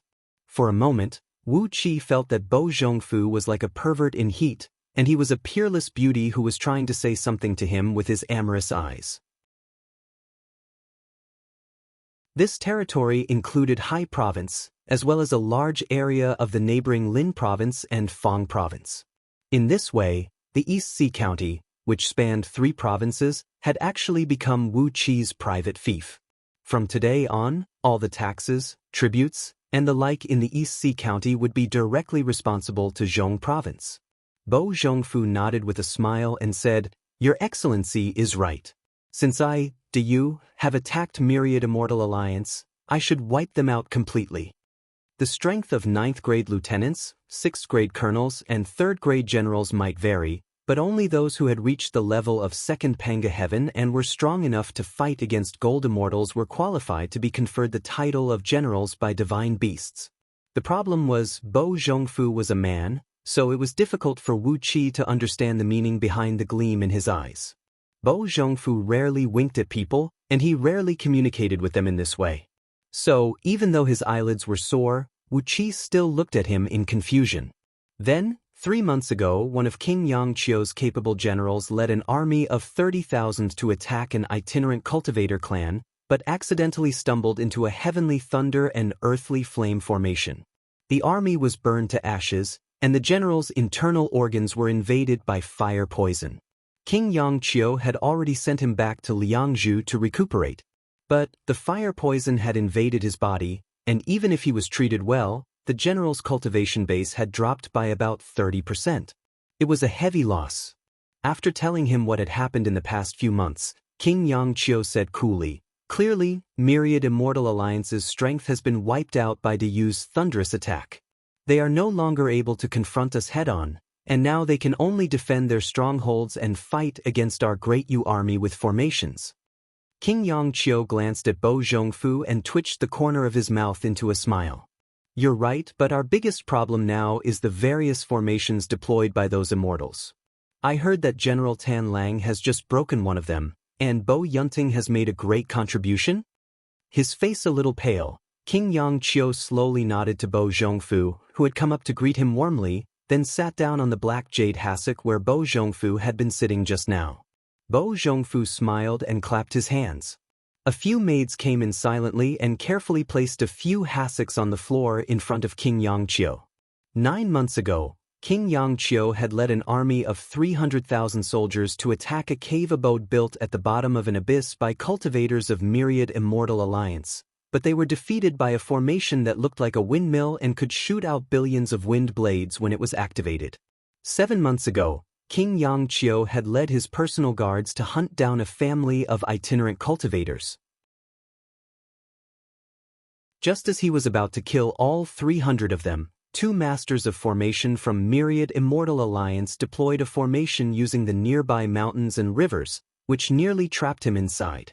In addition to these 30 soldiers, who were extremely well-equipped and had extremely powerful cultivation bases, King Yangqiu was accompanied by 10 oracles in black linen robes with the pattern of suns embroidered on their sleeves. The weakest of them had 3 round suns embroidered on his sleeves, while the strongest had 8 suns embroidered on his sleeves. In Dayu, the personal guards of princes like King Yangqiu had great privileges, and Wu Qi had already figured out how to use them to give Yu Mu a surprise. In the complicated military system of Dayu, the ranks above Wu Qi's lieutenant, colonel, and general were so complicated that even the senior ministers of Dayu could not distinguish them clearly. There were all kinds of powerful generals with divine beasts as their titles. The generals with the title of divine beast were divided into several levels according to the strength of the divine beast. A general at the level of Rain Master should be in existence of the lowest level among all the divine beast generals. Satisfied, Wu Qi bowed respectfully to King Yangqiu and immediately became one of King Yangqiu's ordinary personal guards. Wu Qi glanced at the waists of these soldiers, and his pupils constricted. Each of the 30 soldiers had 2 jade medallions hanging from their lion belts. One was the size of a child's palm, carved with patterns of mountains, rivers, and clouds, and in the middle of it were the words Yangqiu. The other was a little bigger, with a strange creature shaped like a sheep with a pair of wings on its back flying in the wind amidst the clouds that were intertwined with 9 spirit snakes. In their wide open mouths were 2 rows of sharp teeth made of bone thorns refined with a mystic technique, which could be shot out as soon as they were activated. It would be a fatal mistake to ignore the bone thorns, which numbered more than 100 in total. Wu Qi bowed to King Yangqiu, then sat down cross-legged on a hassock with his back straight. With his hands on his knees, he naturally exuded an air of majesty. King Yangqiu looked Wu Qi up and down for a while, then nodded with satisfaction. The man who broke into the side hall of the mansion with a large group of guards was King Yangqiu, who was clad in a black cloak with only his face exposed. In addition to the land, Bo Zhongfu would also give Wu Qi enough money to build 100 new cities, and transfer tens of millions of people from the nearby provinces to Wu Qi's rule. The winged sheep was a legendary divine creature known as the Lord of Rain, a powerful creature who could summon clouds and rain, and had the power to control the weather. The shoulders, elbows, chest, knees, and other parts of the armor were all carved with ferocious and twisted ghost heads with exquisite craftsmanship. These ghost heads were not only ornaments, but they also had a direct, lethal power. A thumb-sized black pearl was embedded in the pupils of each ghost head, within which a wisp of green flame could be seen faintly. These pearls were actually thunders with astonishing destructive power, which could be shot out at any time to injure the enemy. King Yangqiu snorted coldly and said in a deep voice, "I don't care why they are defending so desperately. Maybe they have reinforcements, or maybe they have other tricks up their sleeves.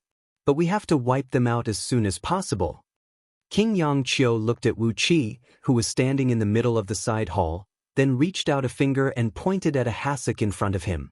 "Military Minister of Hai Province, Tan Lang? Have a seat." Without waiting for Bo Zhongfu to explain, King Yangqiu said in a deep voice, "The title of Marquis of Diyu is divided into 9 grades. According to Bo Yunting's contribution, he can only be conferred the title of Marquis of the 9th grade at most. How much effort have I saved him by promoting him to the rank of Marquis of the 3rd grade? Just let Tan Lang accompany me in the battle." The aura emanating from the 30 soldiers was as sharp as freshly unsheathed sabers. Wu Qi only took a few glances at them, but he felt as if he had been slashed in the face. The 10 oracles, on the other hand, did not give off any sense of existence. They gave off the feeling of 10 ghosts drifting into the hall after King Yangqiu, and then separated themselves to the left and right, taking control of the entire hall in a very natural manner. 10 days ago, when King Yangqiu was leading his army to attack an immortal market run by Myriad Immortal Alliance, he sneaked out of the camp in the middle of the night with a few guards. As a result, he strayed into a formation laid out by an immortal, and was struck on the back by a series of swords condensed from 360 stars. One of his defensive armors was smashed to pieces, and he nearly lost his life. King Yangqiu raised his eyebrows and nodded disapprovingly. Then he pointed his finger at the scroll on the ground, and a bright light poured out of it, revealing all the mountains and rivers in the vicinity of East Sea County. After a brief discussion, King Yangqiu drew a circle in the vicinity of East Sea County. Immediately, a land 10 times the size of the current East Sea County was drawn out and turned into the new territory of East Sea County.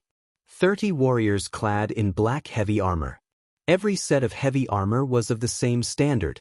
The pitch-black battle armor covered their entire bodies, and their helmets, which were shaped like copper bells, had 2 long curved horns. The front of the helmets was covered by a pitch-black demon mask, which made them look extremely ferocious.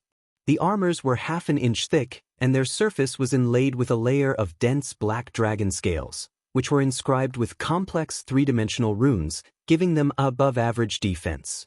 You're tuning in to the Passion Pages YouTube channel.